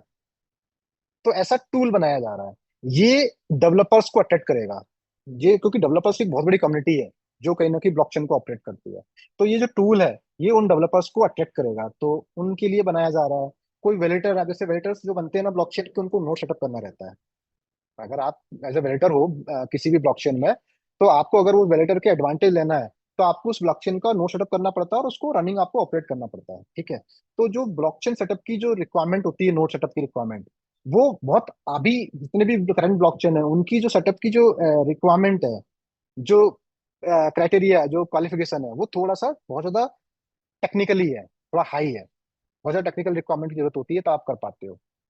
लेकिन मिश्रण ब्लॉकचेन को का नो सेटअप करने के लिए इतना इजी बनाया जा रहा है उसको कि कोई भी नॉर्मल इंसान भी सिर्फ एक वीडियो से गाइड करके, सिर्फ एक कमांड क्या लिखनी है उससे देख के, उसको टाइप करके खुद एक वैलिडेटर बन सकता है, नोट सेटअप कर सकता है। इतना इजी एक्सेस बनाया जा रहा है मिश्रण ब्लॉकचेन में। तो ये टूल इसलिए डिजाइन किया जा रहा है, दो पर्पस है, एक तो डेवलपर्स के लिए, प्रोग्रामर्स के लिए कि बहुत इजीली तरीके से वो अपने टोकन को, स्मार्ट कॉन्ट्रैक्ट को यहाँ पे क्रिएट कर सकें, क्योंकि जितना इजी एक्सेस होगा उतना ज्यादा यूज करेंगे लोग। दूसरा, वेलिडेटर्स, जो वेलिडेटर्स, क्योंकि उस ब्लॉकचेन को ऑपरेट करने वाले लोग कौन है? वेलिडेटर्स। तो वेलिडेटर्स को आपको इतना इजी देना है कि वो कोई वेलिडेटर्स बहुत इजीली एक्सेस कर पाए। आज की डेट में ऐसे मैं इथेरियम का नोट सेटअप करता हूँ, किसी और का करता हूँ, तो एक बहुत बहुत लंबी प्रोसेस होती है, बहुत टेक्निकल हाई रिक्वायरमेंट की जरूरत होती है, नॉलेज होती है, तब हम उसको कर पाते हैं। लेकिन यहाँ पे ऐसा नहीं होगा। यहाँ पे बहुत इजिली, बहुत कम चीजों के साथ में आप वेलेटर को सेटअप कर पाओगे, आप नो सेटअप कर पाओगे, और वेलेटर के जो एडवांटेज है वो आप ले पाओगे। तो वो टूल है, वो लॉन्च हो जाएगा। ठीक है, उस पर पूरा काम चल रहा है बहुत स्पीडली। मिस्टर मिंट का, इस हमारा जो मिस्टर मिंट ब्लॉकचेन है उसका स्मार्ट कॉन्ट्रैक्ट लॉन्च कर दिया जाएगा। ठीक है। ऑफकोर्स सी बात है, जब मिस्टर ब्लॉकचेन का एक स्मार्ट कॉन्ट्रैक्ट लॉन्च होगा, जो ओवरऑल पूरे ब्लॉकचेन का स्मार्ट कॉन्ट्रैक्ट होगा, तो उसका एक टेस्टिंग पीरियड होगा जो कहीं ना कहीं टेस्ट किया जाएगा। और इसी के साथ, जैसे ये टेस्टिंग कंप्लीट हो जाएगी, तो नेक्स्ट मंथ ही, मतलब अगर ये जुलाई में सब चीजें कंप्लीट हो जाती है, तो नेक्स्ट मंथ ही, जुलाई में, हम लोग मिस्टर मिंट का जो मेन ब्लॉकचेन का मेन नेट फेस 1 है, वो लॉन्च कर दिया जाएगा, वो लॉन्च हो जाएगा। ठीक है। ये एग्जैक्ट डेट अभी मैं नहीं बता पाऊंगा, क्योंकि बहुत सारी चीजें डिपेंडेंट होती हैं प्रोग्रामिंग चीजों पे। बट हाँ, ये मोस्ट प्रोबेबली ये कंफर्म है कि जुलाई में हम इसको लॉन्च कर रहे हैं, मतलब इंस्ट्रूमेंट ब्लॉकचेन का जो फेस 1 है वो लॉन्च हो जाएगा। इसके साथ साथ ब्रिज लॉन्च हो जाएगा। ब्रिज, जैसे ब्रिज का मतलब क्या होगा, जैसे कि अभी हमने सबको पता है कि टोकन हम लोग यूज कर रहे हैं इंस्ट्रूमेंट का, लेकिन आने वाले समय में जब ब्लॉकचेन आ जाएगा तो क्या होगा, कॉइन में कन्वर्ट हो जाएगा। अब वो आप अपने टोकन को कॉइन में कैसे कन्वर्ट कर पाओगे, तो उसके लिए पूरा एक ब्रिज बनाया जाएगा, एक ब्रिज सिस्टम होगा, जिसके थ्रू आप अपने टोकन को कॉइन में कन्वर्ट कर पाओगे। ठीक है, एक प्रोसेस होगी वो, एक वो आपको प्रोसेस को पूरा डिफाइन किया जाएगा। हम लोग एक वर्कशॉप करेंगे, और वर्कशॉप में, मतलब एक पूरा एक ऑनलाइन ही वर्कशॉप होगी, उस वर्कशॉप में लोगों को बताया जाएगा वो किस तरीके से अपने नोट को सेटअप कर सकते हैं एज ए वेरिएटर, किस तरीके से वो अपने टोकन को कॉइन में कन्वर्ट कर सकते हैं। तो प्रॉपर तरीके से पूरा एक वर्कशॉप में उनको ट्रेनिंग करके प्रॉपर गाइड किया जाएगा कि किस तरीके से आप कर पाओगे। तो वो वर्कशॉप एक दिन की होगी, कुछ घंटों की होगी, बहुत बहुत लंबा चौड़ा कुछ नहीं करना है, बहुत इजी है। बट एक गाइड किया जाएगा जिससे हर कोई, कोई कॉमन इंसान भी है जिसको बहुत ज्यादा मेटामास्क वॉलेट नहीं पता है, बहुत ज्यादा चीजें नहीं पता है, बट फिर भी वो अपने टोकन को कॉइन में कन्वर्ट कर पाएगा। तो वो एक ब्रिज सिस्टम लॉन्च किया जाएगा, उसके थ्रू ही कर पाएगा। इसके बाद, जैसे हर एक ब्लॉकचेन का अपना एक डेक्स सिस्टम होता है, ठीक है, तो मिस्टर मिंट का भी अपना डेक्स सिस्टम होगा। अभी देखा होगा कि अभी मिस्टर मिंट टोकन कहाँ किसी भी डेक्स पे जो ट्रेड होता है वो पैनकेक स्वैप है। ठीक है। तो पैनकेक स्वैप तो चूंकि बाइनेंस वालों का था, तो बाइनेंस के जितने भी टोकन थे, तो वहाँ पे वो डेक्स के माध्यम से ट्रेड हो सकता है। लेकिन जब मिस्टर मिंट का खुद का ब्लॉकचेन होगा, तो वहां पे फिर उस कॉइन को उस पैनकेक स्वैप पे ट्रेडेबल नहीं कर सकते हैं। तो उसको ट्रेड करने के लिए, किसी भी डिसेंट्रलाइज प्लेटफॉर्म पे ट्रेड करने के लिए, मिस्टर मिंट अपना खुद का एक डेक्स प्लेटफॉर्म बना रहा है जहाँ पे उसको ट्रेड किया जाएगा। तो वो डेक्स प्लेटफॉर्म जैसे ही डेवलप होगा, उस फिर उसको लॉन्च किया जाएगा। हमारा टारगेट है Q3 में हम उसको लॉन्च करें। बट ये ऊपर नीचे हो सकता है कभी भी। टाइमलाइन को आप फिक्स मत माना करो, क्योंकि ये बहुत टेक्निकली चीजें होती हैं। ये समय के साथ, टेक्नोलॉजी के साथ अपडेट अपग्रेड भी हो जाती है, तो उसके साथ समय कम ज्यादा हो सकता है। ये, लेकिन एक पहले से हमें एक रोडमैप क्यों डिफाइन करते हैं, क्योंकि हमें एक पता होना चाहिए। जब तक हमें कोई विजन, कोई पता, रोडमैप पता नहीं होगा कि हमें कब क्या क्या चीजें करनी है, तो हम चीजों को कैसे उसको इम्प्लीमेंट करें। तो एक रोडमैप इसलिए बनाया जाता है कि वो एक अप्रोप्रिएट रोडमैप होता है, कि अप्रोप्रिएट टाइमलाइन होती है, कि हाँ, इस समय पे हम इस मंथ में ये करेंगे, इस क्वार्टर में ये करेंगे, इस क्वार्टर में ये करेंगे। और उसके अकॉर्डिंग चीजों को बनाया जाता है, डेवलप किया जाता है। बट सारी चीजें पहले से डिफाइन नहीं होती हैं सब कुछ, क्योंकि नई टेक्नोलॉजी है, सब कुछ नया है, आपको इनोवेशन भी करना है। तो समय का थोड़ा बहुत ऊपर नीचे हो सकता है। मैं समय का मतलब ये नहीं बोल रहा हूँ कि क्वार्टर से नया क्वार्टर चेंज हो जाए, बट हाँ, 1 मंथ 2 मंथ ऊपर नीचे हो सकते हैं। तो अगर सपोज करो, अगर नेक्स्ट, जैसे मैं बोल रहा हूँ कि Q3 में लॉन्च हो जाएगा, अगर इनकेस Q3 के लॉन्च नहीं हो पाया, तो वो Q4 के फर्स्ट मंथ लॉन्च हो जाएगा। जैसे हमने बोला था कि मिस्टर ब्लॉकचेन Q2 के लास्ट मंथ में लॉन्च हो जाएगा, अगर इनके जून में लॉन्च नहीं हो पाया, तो वो जुलाई में 100% लॉन्च हो जाएगा। तो 1 महीने का ऊपर नीचे हो सकता है, क्योंकि टेक्निकल चीजें हैं, नया इनोवेशन है, नई टेक्नोलॉजी है। तो आपको चीजों को इतना बफर में लेके चलना होता है। तो इसीलिए अगर मैं कभी भी आपको सामने रोड मैप शेयर कर रहा हूँ, तो आप उसको पत्थर की लकीर मत मानो। पत्थर की लकीर का मतलब ये नहीं है कि वो एग्जैक्टली उस समय पे हो जाएगा। वो एक टेंटेटिव और एक अप्रोप्रिएट अप्रोक्सीमेट टाइमलाइन होता है। Depend on technology, depend on market scenario, trends, upgrades, innovations के साथ साथ वो समय ऊपर नीचे हो सकता है। तो अगर मैंने कभी कोई चीज को बोला है Q3 में, तो वो Q3 का अगर 4 में हो रहा है, तो ये आप समझ लो कि एक नॉर्मल है, स्टैंडर्ड प्रोसेस है, इसमें कोई भी डिले का डिले नहीं बोलेंगे उसको। ठीक है। बाकी Q4 की बात करें, तो Q4 में हम एक ऐसे वॉलेट पे काम करने वाले हैं, एक ऐसा यूनिवर्सल वॉलेट, जिसका शायद मैंने एक लास्ट वेबिनार में एक हिंट भी किया था। आज मैं थोड़ा सा उसको डिस्क्राइब कर देता हूँ। ये एक ऐसा वॉलेट है जो मिस्टरमेंट का खुद का वॉलेट होगा। आपने देखा होगा कई सारी डिसेंट्रलाइज वर्ड आप यूज कर रहे हो। ठीक है, मेटामास्क, ट्रस्ट वॉलेट, और भी ब्लॉकचेन वॉलेट या बाइनेंस वॉलेट, सेफल वॉलेट, कई सारे मार्केट में डिसेंट्रलाइज वॉलेट हैं जो कहीं ना कहीं हम लोग यूज करते हैं किसी भी अपने क्रिप्टो को सेंड रिसीव करने के लिए या होल्ड करने के लिए। ठीक है। अब मिस्टर मिंट अपना खुद का एक वॉलेट लेके आने वाला है। ठीक है। अब बात ये आती है कि जब इसमें और बाकी वॉलेट्स में अंतर क्या होगा। इस अंतर को समझने के लिए मैं आपको समझाता हूँ कि जैसे आपने देखा होगा डिजिटल वॉलेट्स आए थे। पेटीएम वॉलेट आया, सबसे पहले पेटीएम आया था। तो जब पेटीएम वॉलेट आया था तो आपने देखा होगा कि अगर मुझे किसी को अपने वॉलेट से, पहले मुझे अपने फंड को, अपने रुपए को वॉलेट में डिपॉजिट करने पड़ते थे, और अगर मुझे किसी को भेजना है तो सामने वाले का पेटीएम वॉलेट होना बहुत जरूरी है। अगर उसका पेटीएम वॉलेट नहीं है तो मैं उसको पेटीएम से पैसा ट्रांसफर नहीं कर सकता था। तो कोई भी यूजर, जब पेटीएम आया था तो वॉलेट टू वॉलेट ही ट्रांजेक्शन होते थे, कि एक पेटीएम वॉलेट से वो दूसरे पेटीएम वॉलेट में ही ट्रांजेक्शन कर सकता था। ठीक है। लेकिन समय के साथ टेक्नोलॉजी अपग्रेड हुई। आज आप देखो यूपीआई का जमाना आ गया। यूपीआई में क्या होता है, आपके पास कोई सा भी वॉलेट हो, चाहे आपके पास फोन पे हो, आपके पास पेटीएम हो, आपके पास गूगल पे हो, या कोई भी भारत पे कोई भी आपके पास वॉलेट हो, आप किसी भी वॉलेट से सामने वाले का कौन सा वॉलेट वो यूज कर रहा है, ये आपको उससे मतलब नहीं होता है। आपको मतलब होता है सिर्फ यूपीआई से। अगर आपके पास यूपीआई है तो आप उसको पैसा ट्रांसफर कर सकते हो किसी वॉलेट से। और सामने वाला कोई सा भी वॉलेट यूज कर रहा है, जरूरी नहीं है कि आपने फोन पे वॉलेट से आप ट्रांसफर कर रहे हो तो सामने वाले के पास फोन पे होना चाहिए तभी आप ट्रांसफर कर पाओगे, नहीं। सामने वाले के पास अगर गूगल पे यूज कर रहा है तो भी आप उसको पैसा ट्रांसफर कर सकते हो, क्योंकि यूपीआई ने ऐसा सिस्टम बनाया जो मल्टीपल वॉलेट्स को आपस में कनेक्ट कर दिया, उसने ब्रिज की तरह काम कर दिया। ठीक है।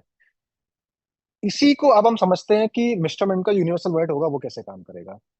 जैसे आज हम देखते हैं मेटा मास्क का हम यूज कर रहे हैं, तो मेटा मास्क में मल्टीपल कॉइन्स के वॉलेट्स होते हैं। बीएनबी का अलग वॉलेट होता है, इथेरियम का अलग होता है, और भी पॉलीगन का अलग होता है, टोनो वगैरह अलग वॉलेट होते हैं। आपने देखा होगा कि हर एक कॉइन के अलग अलग वॉलेट होते हैं। अब आपको किसी को भेजना है, अगर मुझे किसी को बीएनबी भेजना है, तो मैं सामने वाले को, मेरे पास बीएनबी होंगी मेरे वॉलेट में तभी मैं सामने वाले को बीएनबी भेज पाएंगे, और मुझे उसके लिए सामने वाले का बीएनबी ही वॉलेट रिक्वायर्ड होगा तभी मैं बीएनबी भेज पाऊंगा। सेम अगर मेरे पास सोलाना है, अगर मेरे पास सोलह तो मुझे सोलाना मेरे वॉलेट में होने चाहिए, पहली चीज। दूसरी चीज, मैं सामने वाले को इसको भेज रहा हूँ उसका भी सोलाना का वॉलेट एड्रेस होना चाहिए तभी मैं उसको भेज पाऊंगा। राइट। यही पॉसिबिलिटी होती है अभी। लेकिन अगर मैं आपसे बोलूं कि आपके पास एक ही कॉइन है, आपके पास सिर्फ बिटकॉइन है और कोई भी कॉइन नहीं है, और आपको किसी को इथेरियम भेजना है, आपको किसी को सोलाना भेजना है, आपको किसी को यूएसडी भेजना है, आपको किसी को एक्स वाई जेड कोई सा भी कॉइन भेजना है, और आपके पास वो वॉलेट है या नहीं है, तो भी आप उसको वो कॉइन भेज पाओगे। मतलब मैं फिर रिपीट करता हूं, अगर आपके पास एक सिंगल कॉइन है कोई भी, चाहे वो बिटकॉइन हो सकता है, चाहे वो इथेरियम हो सकता है, चाहे वो यूएसडी हो सकता है, या कोई भी एक कॉइन हो सकता है, अगर आपके पास एक सिंगल कॉइन है और सिंगल वॉलेट है, उससे आप किसी भी कॉइन, सामने वाले ने बोला कि मुझे सोलाना चाहिए, तो आप उसको सोलाना भेज पाओगे। आपके पास सोलाना नहीं है लेकिन आपके पास सिर्फ बिटकॉइन है, फिर भी आप सामने वाले को सोलाना भेज पाओगे। आप सामने किसी और ने, यूजर ने बोला कि मुझे यार इथेरियम ट्रांसफर कर दो, आपके पास इथेरियम नहीं है बट फिर भी आप उसको इथेरियम भेज पाओगे। मतलब यूनिवर्सल वॉलेट, आपके पास एक यूनिवर्सल वॉलेट होगा। उस यूनिवर्सल वॉलेट में आपको सिर्फ एक करेंसी को होल्ड करना होगा। आप कोई सी भी करेंसी को होल्ड कर सकते हो, ब्लॉकचेन को, इथेरियम को, यूएसडीटी को, जो भी उस वॉलेट में सपोर्टेड ब्लॉकचेन होंगे, उन ब्लॉकचेन में से आप किसी भी एक कॉइन को होल्ड कर सकते हो या उसमें डिपॉजिट कर सकते हो, और उसके माध्यम से आप किसी भी कॉइन में आप ट्रांसफर कर सकते हो, बशर्ते आपके पास कोई भी उस कॉइन का एड्रेस हो या वॉलेट हो या नहीं हो। तो इसका मतलब कि जैसे फोन पे वॉलेट आया था, फिर उसके बाद टेक्नोलॉजी अपग्रेड हुई, यूपीआई में कन्वर्ट हो गया, आज कोई किसी को भी किसी भी यूपीआई के माध्यम से ट्रांसफर कर सकता है। सिमिलर तरीके से ब्लॉकचेन और क्रिप्टो में एक सिंगल वॉलेट से कोई की भी किसी भी कॉइन को ट्रांसफर कर सकता है किसी के भी कॉइन के वॉलेट में। तो ये इजी एक्सेस करने के लिए अलग अलग कॉइन की आपको गैस फी नहीं रखने पड़े, अलग अलग कॉइन को आपको कन्वर्ट नहीं करना पड़े, क्योंकि कन्वर्जन में बहुत सारी गैस फी आपकी फीस लगती है, ट्रेड फीस लगती है, गैस फी लगती है, तो वो आपको अलग पे ना करना पड़े, अलग अलग मल्टीपल वॉलेट्स को मेंटेन ना करना पड़े, आपको एक सिंगल वॉलेट मेंटेन करना पड़े।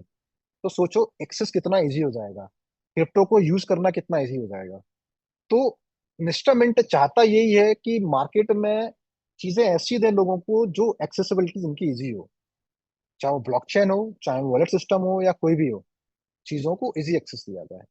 तो ये ऐसा यूनिवर्सल वॉलेट होगा जिसके माध्यम से इस तरीके से मल्टीपल कॉइन में लोग सिंगल वॉलेट से ट्रांजेक्शन कर पाएंगे।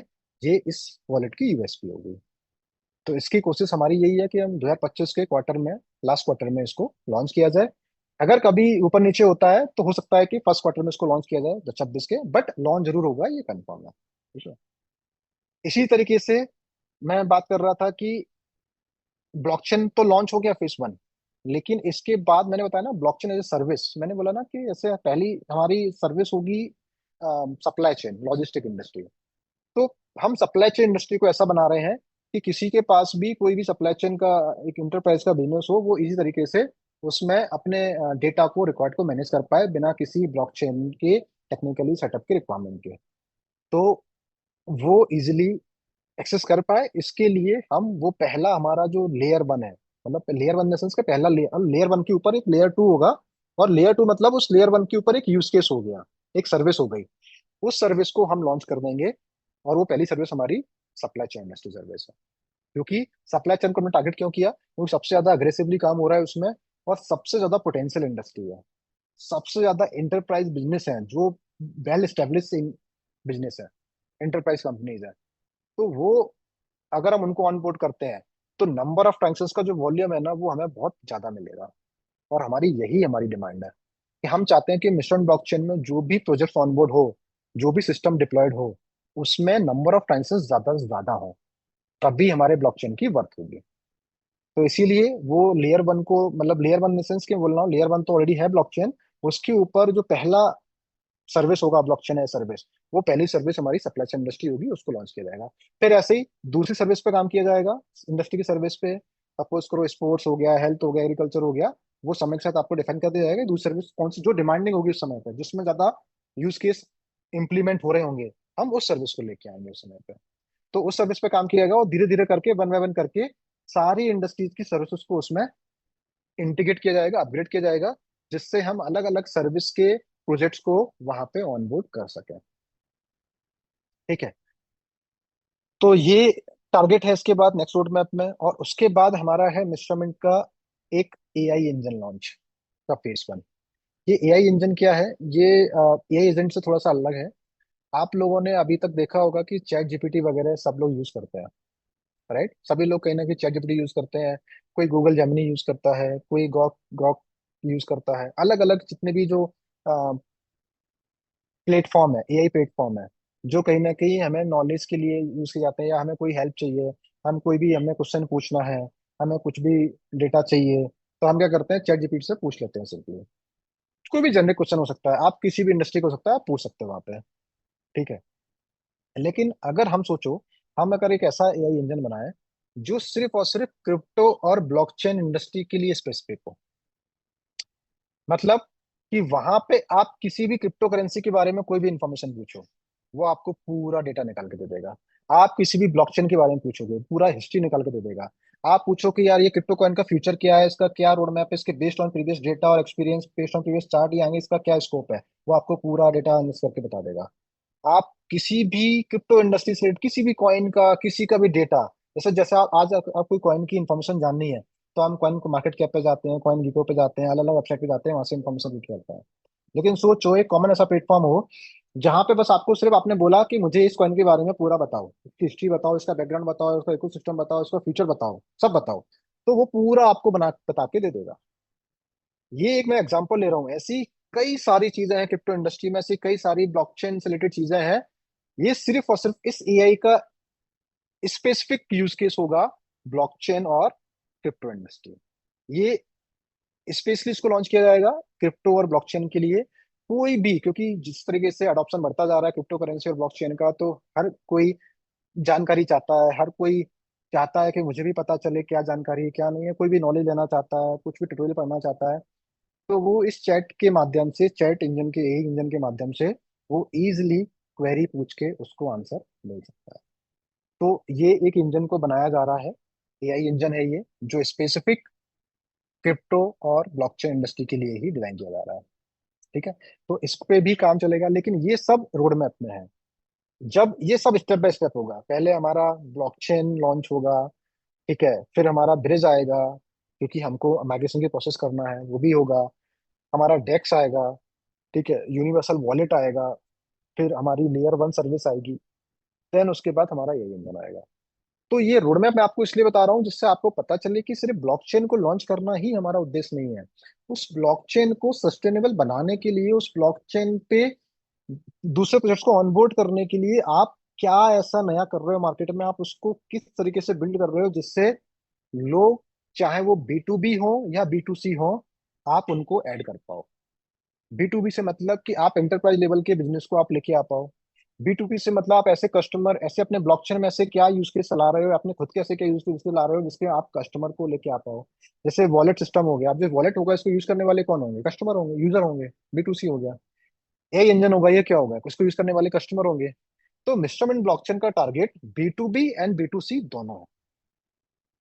B2B दूसरे प्रोजेक्ट्स को या बिजनेस को ऑनबोर्ड करना अपने ब्लॉकचेन पे, वो टारगेट होगा। B2C हमारे ब्लॉकचेन के यूज केस के माध्यम से कस्टमर को ऑनबोर्ड करना, कस्टमर को इंगेज करना। तो मिस्टर का ब्लॉक का पूरा रोड मैप है या टारगेट एरिया है, वो ये दोनों तरीके से हम लोग B2B और B2C दोनों पे काम कर रहे हैं। क्योंकि B2B से हमें ट्रांजेक्शन वॉल्यूम बड़ा मिलेगा, B2B से, और B2C से हमें कम्युनिटी ज्यादा बड़ी मिलेगी, हमें यूजर भी ज्यादा बड़ा मिलेगा। तो हमें दोनों चीज चाहिए। हमें ट्रांजेक्शन वॉल्यूम भी ज्यादा चाहिए और हमें कम्युनिटी भी बड़ी चाहिए। हमने बोला ना, ऐसा मैंने आपको दिखाया था कि मास अडॉप्शन हमें चाहिए दोनों में, कम्युनिटी में भी और ट्रांजेक्शन वॉल्यूम में भी। तो इसीलिए दोनों को टारगेट किया जा रहा है कि हम B2B टारगेट करें और B2C भी टारगेट करें। तो इस तरीके से ये मिस्टर ब्लॉकचेन को डिजाइन किया जा रहा है, इसीलिए इतने समय से इस पे काम हो रहा है। और अब बहुत नियर आ गए हैं हम इसको लॉन्च करने के लिए। तो मैं चाह रहा था इसीलिए कि आप लोगों के सामने शेयर किया जाए, क्योंकि ठीक है, लोगों के मन में सवाल आ जाते हैं, प्रॉपर जानकारी नहीं होती है, प्रॉपर कम्युनिकेशन नहीं होता है। क्योंकि पुराने जितने भी लोग हैं उनको तो पता है कि हाँ, ये रोड मैप पहले से डिफाइन है, या चीजें पता है कब क्या आना है। लेकिन जो नए लोग जुड़ रहे हैं, आज देखोगे तो हमारी कम्युनिटी में नए लोग जुड़ते जा रहे हैं समय के साथ। ठीक है, तो जो नए लोग जुड़ रहे हैं वो अब अपडेट नहीं होते हैं, उनको पता नहीं होता है। तो यही एक ओपन प्लेटफॉर्म होता है जिसके माध्यम से हम इन चीज़ों को शेयर कर पाते हैं। और मेरा मकसद भी यही था कि इस वेबिनार के माध्यम से आप लोगों को ये बताया जाए, आप लोगों के साथ ये शेयर किया जाए कि मिस्टर मिंट किस विजन के साथ काम कर रहा है, मिस्टर मिंट का जो ब्लॉकचेन है उसका रोड मैप क्या है, उसका टारगेट एरिया क्या है।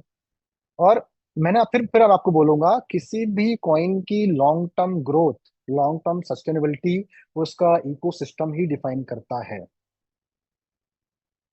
अभी तो मिश्रमण की शुरुआत है, एक छोटी कम्युनिटी आ जाने से आप डिफाइन नहीं कर सकते हो कि वो सिस्टम बहुत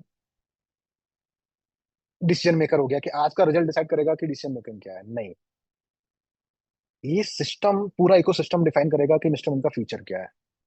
आज प्राइस कम हो जाने से लोग डिफाइन नहीं कर सकते कि मिस्टरमैन का फ्यूचर क्या है। ये इकोसिस्टम बताएगा, ये ब्लॉकचेन डिफाइन करेगा, ये चीजें डिफाइन करेंगी कि मिस्टरमैन का फ्यूचर क्या है। एक छोटा सा एग्जांपल लेता हूं मैं। आज जैसे प्राइस का वेरिएशन बहुत ज्यादा देखने को मिल जाता है लोगों को, और हुआ भी है, नो डाउट। ठीक है, इसका एक छोटा सा एग्जांपल देता हूँ। सपोज करो आपके पास एक बाल्टी है, बाल्टी में पानी भरा हुआ है। अब आप उसमें से, कोई इंसान है, कोई यूजर है, उसमें से एक मग्गा पानी निकाल लेता है या एक मग्गा पानी डाल देता है। अगर एक मग्गा पानी निकालोगे ना, तो आप देखोगे बाल्टी में, अगर बाल्टी छोटी है तो उसमें बहुत ज्यादा आपको वेरिएशन दिखेगा, बाल्टी खाली दिखेगी आपको पानी से जो भरी हुई थी। और उसी जगह अगर आप उसमें एक मग्गा पानी, और बाल्टी भरी हुई है, एक मग्गा पानी डाल देते हो, तो पानी क्या हो जाएगा? ओवरफ्लो हो जाएगा, बह जाएगा। मतलब, और उसी जगह अगर मैं बात करूं कि एक बहुत बड़ा टैंकर है जिसमें बहुत टन पानी भरा हुआ है, अगर उसमें कोई यूजर एक मग्गा पानी डाल रहा है या एक मग्गा पानी निकाल रहा है, तो क्या उससे बहुत ज्यादा फर्क पड़ेगा, बहुत ज्यादा वेरिएशन आएगा? नहीं आएगा। आज प्राइस में वेरिएशन क्यों आ रहा है? क्योंकि जो कम्युनिटी है, वो यूजर है, बहुत बड़ी नहीं है। आज ट्रांजेक्शन वॉल्यूम बहुत बड़ा नहीं है, आज ट्रेड वॉल्यूम बहुत बड़ा नहीं है, आज सप्लाई वो उतनी बड़ी नहीं है। तो जिसके कारण क्या होता है ना कि कोई भी एक बड़ा वॉल्यूम, जैसे कि बाय सेल के लिए आता है, या लोग सेल करते हैं, या मल्टीपल बाय ऑर्डर आते हैं, सेलिंग ऑर्डर आते हैं, तो उससे प्राइस का एक फ्लक्चुएशन देखने को मिलता है, एक बड़ा वेरिएशन देखने को मिलता है। लेकिन अगर सपोज करो यही वॉल्यूम जब बड़ा हो जाएगा, जब अभी एक बाल्टी है, जब ये टैंकर हो जाएगा, फिर टैंकर पे अगर कोई एक मग पानी निकाल रहा होगा, डाल रहा होगा, तो फिर वो वेरिएशन आपको इतना नहीं दिखेगा। मतलब कि जब ये जैसे जैसे ये वॉल्यूम बढ़ता जाएगा, जैसे जैसे ये एक बाल्टी का पानी एक टैंक में कन्वर्ट हो जाएगा, तब वो कॉइन है, उसकी प्राइस उतनी सस्टेनेबल हो जाएगी। जो अभी वेरिएशन देखने को मिलता है उतना नहीं मिलेगा। तो कभी भी, और ये सब भी के साथ होता है, आज की डेट में जितने भी इंडस्ट्री के ब्लॉकचेन प्रोजेक्ट्स हो या क्रिप्टो कॉइन हो, इन सबको डेवलप होने में, इन सबको सस्टेनेबल होने में, मिच्योर होने में समय लगा है। 8 साल, 10 साल, 6 साल ये लगे हैं पीरियड। 2 साल में, 3 साल में कोई भी कॉइन मिच्योर नहीं होता है। कोई भी कॉइन सेल्फ सस्टेनेबल नहीं हो पाता है। उसमें वेरिएशन आते ही आते हैं। और ये एक स्टैंडर्ड प्रोसीजर है। इस चीज को हम सभी को समझना होगा, मिस्टर फैमिली को समझना होगा। जो समझ लेगा वो उसका उतना एडवांटेज ले पाएगा, जो नहीं समझेगा वो वंचित रह जाएगा। जिस तरीके से बोला जाता है ना कि यही टेक्नोलॉजी आ रही है, यही टेक्नोलॉजी जॉब खा जाएगी, जॉब खा जाएगी, तो लोगों को डर है कि यार यही टेक्नोलॉजी हमारी जॉब खा जाएगी। नहीं, ये डर उनको है जो यही टेक्नोलॉजी को यूज करना नहीं सीखेंगे। एआई जॉब नहीं खाएगा। एआई को सीखने वाले लोग जिन्होंने नहीं सीखा है उनके जॉब को रिप्लेस करेंगे। तो दोनों चीजों में बहुत डिफरेंस है। जो बोला जाता है ना कि एआई लोगों की जॉब खा जाएगा, एआई नहीं खाएगा। टेक्नोलॉजी कभी किसी की जॉब नहीं रिप्लेस करेगी। एआई को यूज करने वाले लोग जो जल्दी, इतनी जल्दी एआई को लर्न कर लेंगे, वो लोग ऐसे लोगों की जॉब को रिप्लेस कर लेंगे जिन्होंने एआई को नहीं सीखा। तो लॉस किसका हुआ? जिन्होंने एआई टेक्नोलॉजी को नहीं सीखा। फायदा किसको हुआ? जिन्होंने एआई टेक्नोलॉजी को सीखा। तो सिमिलर मैं फिर बोल रहा हूं, आप इस चीज को समझो या नहीं समझ पा रहे हो, लेकिन एट द एंड आपको समझना ही होगा। आप भाग नहीं सकते उस चीज से। आज एआई टेक्नोलॉजी आ रही है तो उससे कोई पीछे भाग नहीं सकता कि कोई है दुनिया में जो रोक लगा दे कि यही नहीं आए।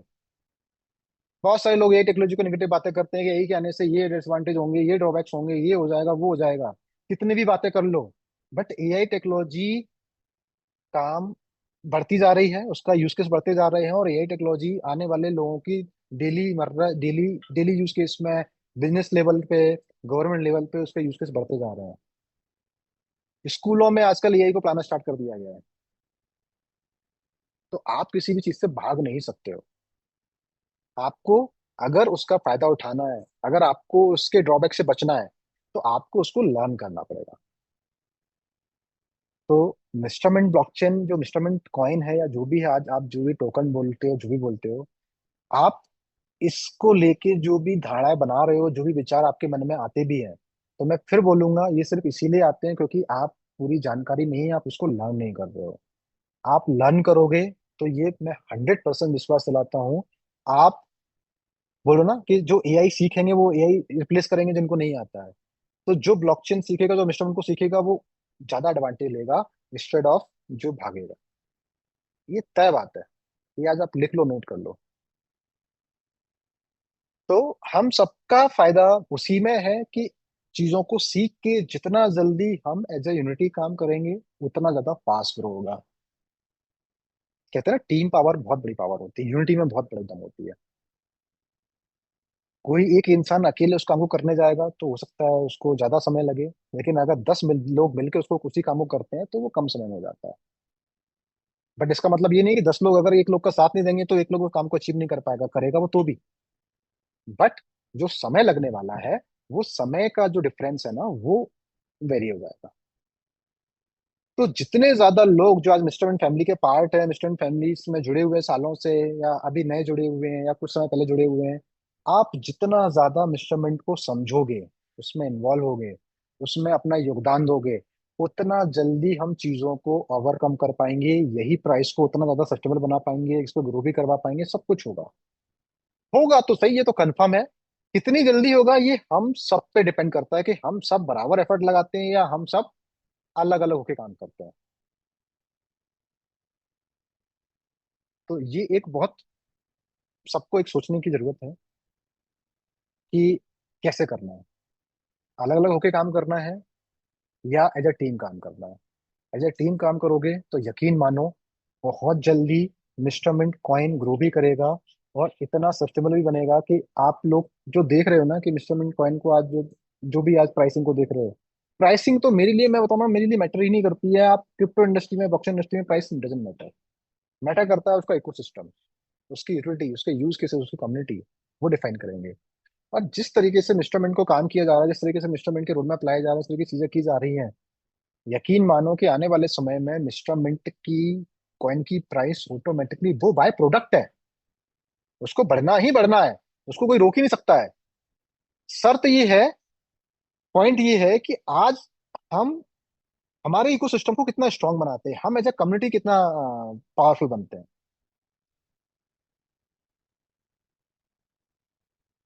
ठीक है, तो ये एक रोड मैप था जो आप लोग के साथ शेयर किया। इम्पैक्ट मैं आपको बता चुका हूं कि अगर ब्लॉकचेन के आने से इंस्ट्रूमेंट के इकोसिस्टम पे क्या इम्पैक्ट पड़ेगा। इंस्ट्रूमेंट के ब्लॉकचेन से जैसे जैसे ज्यादा प्रोजेक्ट ऑनबोर्ड होंगे तो ट्रांजेक्शन वॉल्यूम इंक्रीज होगा। टोकन की या कॉइन, अब तो कॉइन हो जाएगा, तो कॉइन की यूटिलिटी उतनी ज्यादा क्रिएट, उतनी ज्यादा मतलब बढ़ती जाएगी। ठीक है। और जब भी किसी कॉइन की स्केर्सिटी और यूटिलिटी बढ़ती है तो ऑर्गेनिक प्राइस ग्रोथ उसका बढ़ना स्टार्ट हो जाता है। मतलब जब इंस्टॉन ब्लॉकचेन की ब्रांड वैल्यू बढ़ना स्टार्ट होगी ना, जब लोग उसको यूज करना स्टार्ट करेंगे तो उसकी यूटिलिटी बढ़ेगी। और जब इन दोनों का मिक्सअप होता है तो ऑर्गेनिक प्राइस भी ऑटोमेटिकली ग्रोथ होता ही होता है। ठीक है। ग्लोबल कम्युनिटी एक्सपेंशन होगा, क्योंकि मिश्रण ब्लॉकचेन को जो डिजाइन किया जा रहा है उस तरीके किया जा रहा है कि ग्लोबल लेवल के जो बिजनेस है, एंटरप्राइज लेवल सॉल्यूशन है, उनको अनबोर्ड किया जाए। और कई सारे टाइप ऑलरेडी हो चुके हैं, ये मैं आपको बता दूं। बस हम लोग वेट कर रहे थे ब्लॉकचेन को लाइव होने का। कई सारे टाइप मैंने आपको शायद प्रीवियसली मैंने अपडेट भी किया था, कई सारे टाइप हमने प्रीवियसली किए भी थे। और वो सब टाइप हो चुके हैं, कुछ टाइप ऑलरेडी हैं। बस लॉन्च होगा तो आपको वो टाइप देखने को मिलेंगे, हम उसको पब्लिकली अनाउंस भी करेंगे और वो ऑनबोर्ड भी होंगे। और समय के साथ साथ एक हम प्रॉपर ऐसी टीम बना रहे हैं जो ज्यादा से ज्यादा प्रोजेक्ट्स को ऑनबोर्ड करे इस ब्लॉकचेन पे। हम कुछ ग्रांट सिस्टम भी लेके आ रहे हैं। ग्रांट सिस्टम मतलब कि जब भी कोई एक ब्लॉकचेन पे कोई भी नया प्रोजेक्ट ऑनबोर्ड होता है तो ब्लॉकचेन उस प्रोजेक्ट को हेल्प करता है, सपोर्ट करता है। तो मिस्टर ब्लॉकचेन भी अगर कोई भी अपना नया खुद का टोकन बनाना चाह रहा है, कोई अपना डेप्लीकेशन बनाना चाह रहा है, अपना खुद का स्मार्ट कॉन्ट्रैक्ट बनाना चाह रहा है, तो मिस्टर ब्लॉकचेन उसकी हेल्प भी करेगा। ऐसा नहीं कि आप सिर्फ ब्लॉकचेन को यूज कर सकते हो जब से, नहीं। मिस्टर ब्लॉकचेन आपकी हेल्प भी करेगा। अगर आप कोई भी, आपके पास नया कॉन्सेप्ट है, आप कुछ नया डेवलप करना चाह रहे हो वेब3 में, मिस्टर ब्लॉकचेन आपका मोस्ट वेलकम करेगा, पूरा सपोर्ट करेगा। आपको जो भी एडवांटेज मैक्स टू मैक्स दे सकता है वो देगा, जो बाकी ब्लॉकचेन नहीं दे पाएंगे। वो भी एडवांटेज वो आपको सपोर्ट करेगा मिस्टर ब्लॉकचेन। तो मैंने बताया आपको कई सारे ग्लोबल लेवल के कोलैबोरेशन हो रखे हैं। तो जैसे ही ये ब्लॉकचेन लाइव होगा, जैसे समय बीतेगा, कई सारे हम कोलैबोरेशन अनाउंस भी करेंगे पब्लिकली, आप लोग को देखने को मिलेंगे। ठीक है। बस मैं वही बोलता हूँ कि मैं चीजें बोलने से ज्यादा करने में बिलीव रखता हूँ। मतलब कहते हैं ना कि बोलो कम करो ज्यादा, काम बोलना चाहिए, एक्शन स्पीक्स। तो एक्शन पे बिलीव करते हैं, तो समय के साथ साथ जब काम है ना अपने आप दिखता है। अब हम बात करते हैं रोड टू बाइनरी सिस्टम। ये एक ऐसा है जो शायद, हो सकता था मैं आपको इसको पहले भी बता सकता था आप लोगों के सामने, और हो सकता था कि मैं थोड़ा और वेट करके भी आप लोगों के सामने इसको ला सकता था। बट अभी मैं इसको क्या बता रहा हूँ आप लोग के सामने, करंट सिचुएशन को देखते हुए। नहीं तो शायद अभी मैं इसको आपको नहीं बताता, शेयर नहीं करता। मैं इसको तब शेयर करता जब बिल्कुल फाइनल स्टेज में पहुंच गया होता है, जब हम इसकी प्रॉपर मार्केटिंग और ब्रांडिंग स्टार्ट कर देते हैं उसके बाद। ये क्या होता है ना, क्रिप्टो और ब्लॉकचेन इंडस्ट्री में बहुत सारी चीजें ना, सारी चीजें सेंट्रलाइज तरीके से नहीं चलती है। मतलब आज जैसा आप सोचो वैसा हो जाए, ऐसा नहीं होता है। बहुत सारी चीजें ऊपर नीचे होती हैं, आप जैसा चाहते हो वैसा नहीं होता है। तो कभी अगर ऊपर नीचे हो जाता है ना, तो क्या होता है ना, आपके कमिटमेंट्स जो है ना, जो आप किसी को देते हो, तो वो ब्रेक होते हैं। तो वहां से ट्रस्ट ब्रेक होता है। तो इसीलिए हम शायद अभी तक नहीं इसको शेयर करना चाह रहे थे और अभी भी नहीं करते। बट मुझे ऐसा लगा कि शायद अब करना चाहिए, क्योंकि अब हम बहुत क्लोज आ गए हैं इस चीज के, क्योंकि हमारा ब्लॉकचेन लाइव होने वाला है। हम बाइनेंस लिस्टिंग का इसलिए अभी तक वेट कर रहे थे क्योंकि बिना ब्लॉकचेन के हम बाइनेंस पे नहीं जाते। अगर जाते भी तो हम उसका एडवांटेज नहीं ले पाते, क्योंकि ये कहते हैं ना कि ये पहले के जो योद्धा हुआ करते थे उनके पास एक ही ब्रह्मास्त्र हुआ करता था। जो होते थे ना बाघ, अर्जुन के पास एक ब्रह्मास्त्र था, कर्ण के पास था, एक ब्रह्मास्त्र होता करता था। उसको वो एक ही बार यूज कर पाता है इस ब्रह्मास्त्र को। अब डिपेंड करता है कि उस ब्रह्मास्त्र को जो आपके पास एक ही बार यूज करने के लिए वो आप कितना ज्यादा एडवांटेज आप उसको, या जितना ज्यादा यूटिलाइज आप कर सकते हो, ये आपकी यूज करने के ऊपर है कि आप उसको कब चला रहे हो। तो बाइनेंस जो लिस्टिंग है ना, ये क्रिप्टो इंडस्ट्री में हर एक कॉइन के लिए एक ब्रह्मास्त्र होता है, और एक ही बार होती है। ऐसा नहीं कि आज आपने बाइनेंस कर दिया, आपने कल को फिर दोबारा से यार आपका काम नहीं किया, आपने एडवांटेज ले पाए तो आप दोबारा से फिर से लिस्टिंग कर रहे हो, ऐसा नहीं होता है। आप एक कॉइन को एक एक्सचेंज पे एक ही बार लिस्ट कर सकते हो। और बाइनेंस लिस्टिंग एक क्रिप्टो, किसी भी क्रिप्टो करेंसी का एक बहुत बड़ा अपॉर्चुनिटी होता है, एक बहुत बड़ा मतलब बोलोगे कि इतना बड़ा एडवांटेज होता है, इतना बड़ा एक चेंजेस होता है कि वो पूरे आपके सिस्टम को, सिस्टम को चेंज कर सकता है, ट्रांसफॉर्म कर सकता है। बाइनेंस के पास वो पावर है। क्यों? क्योंकि बाइनेंस एक ऐसा इकलौता एक्सचेंज है क्रिप्टो इंडस्ट्री का जिसमें सबसे ज्यादा यूजर बेस है पूरे वर्ल्ड के कोने कोने से, देश, कंट्री से। सबसे बड़ा ट्रेड वॉल्यूम है, सबसे पावरफुल एक्सचेंज है, इसीलिए वर्ल्ड में नंबर बनाता है। तो मिस्टर मिंट को बाइनेंस पे ले जाने से पहले हम चाह रहे थे कि मिस्टर मिंट को, इकोसिस्टम को पहले इतना स्ट्रांग बनाया जाए कि जब इसको बाइनेंस पे ले जाया जाए, लिस्ट किया जाए, तो लिस्टिंग के जो एडवांटेज होते हैं हम उस एडवांटेज को ग्रैब करें, उसको प्रॉपर यूटिलाइज कर पाए। इसीलिए इसको वेट कर रहे थे कि सही समय आने पे उसको लिस्ट किया जाएगा। तो अब पहले ब्लॉकचेन लाइव होगा, इसीलिए मैंने ये आपको बताया कि रोड टू बाइनेंस लिस्टिंग है। अभी बाइनेंस लिस्टिंग का अभी अनाउंसमेंट नहीं हुआ है कि हम बाइनेंस लिस्टिंग पे होने जा रहे हैं, पर्टिकुलर टाइम पे होने जा रहे हैं। नहीं, होंगे जरूर, लेकिन अभी एक रोड मैप है ये कब होंगे? जब ये ऊपर मैंने जितनी भी चीजें बताई हैं, ये ब्लॉकचेन की चीजें हो जाएंगी, हमारे पास ब्लॉकचेन का मेननेट फेस 1 लॉन्च हो जाएगा, ब्रिज आ जाएगा, मतलब माइग्रेशन प्रोसेस पूरी हो जाएगी, यूनिवर्सल वॉलेट आ जाएगा, हमारा लेयर 1 जो सर्विसेज के बन रहे हैं ब्लॉकचेन सर्विस के, वो लेयर आ जाएंगे, प्रोजेक्ट ऑनबोर्ड होना स्टार्ट हो जाएंगे, एक ब्रांड वैल्यू क्रिएट होना स्टार्ट हो जाएगी, एक इंटरनेशनल लेवल पे कोलैबोरेशन स्टार्ट हो जाएंगे। उसके बाद जाके हम बाइनेंस पे उसको लिस्ट करेंगे। अब इसमें कितना समय लगेगा, ये समय मैं स्पेसिफिक अभी डिफाइन नहीं कर सकता हूँ, बट हाँ, जितनी जल्दी मिस्टरमेंट ब्लॉकचेन की ब्रांड वैल्यू क्रिएट हो जाएगी उतना जल्दी हम इसको लिस्ट करेंगे, ये कंफर्म है। मिस्टरमेंट ब्लॉकचेन की ब्रांड वैल्यू क्रिएट करने के लिए बहुत सारी चीजें हैं जो पहले की जा रही हैं। ये ब्लॉकचेन जब लाइव होने वाला होगा ना, तब आपको दिखेगा कि कितना ज्यादा इसकी ब्रांड वैल्यू पे काम किया जा रहा है। तो वो काम होंगे, उसके बाद बाइनेंस लिस्टिंग का अनाउंसमेंट होगा। ठीक है? तो अभी आप लोग बहुत एक्साइटेड मत हो जाना बहुत इजली कि बहुत जल्दी बाइनेंस की लिस्टिंग होने वाली नहीं होगी, बट एक डेफिनेट टाइम पे होगी, एक सही राइट टाइम पे होगी। ठीक है? वो कब होगी मैं समय के साथ बता दूंगा आपको। आज मैं इसलिए शेयर कर रहा हूँ इस चीज को क्योंकि लोगों को लग रहा है कि यार, बहुत सारे लोगों के सवाल होते हैं, सर आगे क्या करना है, आगे कैसे होगा, सिचुएशन है, इसको कैसे कंट्रोल होगा, सप्लाई कैसे मैनेज होगी, बहुत एक्सीड हो गई है, वट एवर यूडी हो गया है, ये हो गया है, प्राइस बहुत डाउन हो गया है, तो इन चीजों को कैसे मैनेज किया जाएगा? तो उन सब चीजों को कैसे मैनेज किया जाएगा, किस तरीके से आगे चीजें मैनेज होगी, मैं बस उसका एक आपको रोड मैप बता रहा हूँ, एक आपको सिस्टम बता रहा हूँ। इसलिए मैं आपको ये चीज बता रहा हूँ कि ये जो करंट चीजें चल रही हैं या करंट सिनेरियो है, इसको कैसे ओवरकम किया जाए, किस तरीके से हम इसको करेंगे। तो उसके लिए मैं आपके सामने ये शेयर करना जरूरी था। ठीक है? ब्लॉकचेन के आने से कितना चीजें ओवरकम होंगी, किस तरीके से हम कम्युनिटी को इन्वॉल्व करेंगे, किस तरीके से हम प्रोजेक्ट ऑनबोर्ड करेंगे, किस तरीके से ट्रांजेक्शन वॉल्यूम को बढ़ाएंगे, किस तरीके से कॉइन सस्टेनेबल होगा। सेम तरीके से हम बात कर रहे हैं कि बाइनेंस लिस्टिंग से हम क्या क्या एडवांटेज ले पाएंगे। ये कुछ पॉइंटर्स हैं जो मैंने डिफाइन किए यहाँ पे। ये तो बहुत कम चीजें हैं, बाइनेंस लिस्टिंग के बहुत बड़े मेजर एडवांटेज हैं जो मिलेंगे। पहला एडवांटेज है कि मास विजिबिलिटी बनेगी। मास विजिबिलिटी से मतलब ये है कि बड़े लेवल पे आपको विजिबिलिटी मिलेगी, वर्ल्ड के लोग जानेंगे कि हाँ, मिस्टरमेंट कॉइन कोई कॉइन है, मिस्टरमेंट इकोसिस्टम को इकोसिस्टम है वो। क्योंकि बाइनेंस मैंने बताया ना, बाइनेंस का यूजर जो है वो पूरे वर्ल्ड वाइड है। और जब भी कोई बाइनेंस यूज को यूजर यूज कर रहा होता है तो उसमें सेक्शन आता है न्यू कॉइन लिस्टिंग, उसमें अनाउंसमेंट आते हैं बहुत सारे। तो जब भी कोई नया कॉइन लिस्ट होता है तो हर यूजर देखता है कि नया कॉइन आया है, कोई लिस्ट हुआ है, तो वो जाके उसकी इन्फॉर्मेशन को चेक करता है और उसको लगता है कि अच्छा प्रोजेक्ट है तो उसमें वो पैसा लगाता है। कई सारे क्रिप्टो यूजर्स होते हैं जो जितने भी नए कॉइन लिस्ट होते हैं उनको लगता है वो कहीं ना कहीं नए कॉइन में पैसा इन्वेस्ट करते ही करते हैं। और जैसे ही वो लिस्ट होता है उसी टाइम उसमें बहुत बड़ा पैसा इन्वेस्टमेंट करते हैं। मतलब पैसा बड़ा बोलूंगा मैं, एक यूजर बड़ा पैसा इन्वेस्ट नहीं करता है, यूजर की संख्या इतनी ज्यादा होती है कि वो छोटा पैसा भी एक बड़ा पैसा होता है पहले दिन ही। आपने देखा होगा, बाइनेंस पे आप चेक करना जाके, बाइनेंस पे जो कॉइन लिस्ट होते हैं वो पहले दिन में ही उनके ट्रेड वॉल्यूम बिलियन में चले जाते हैं।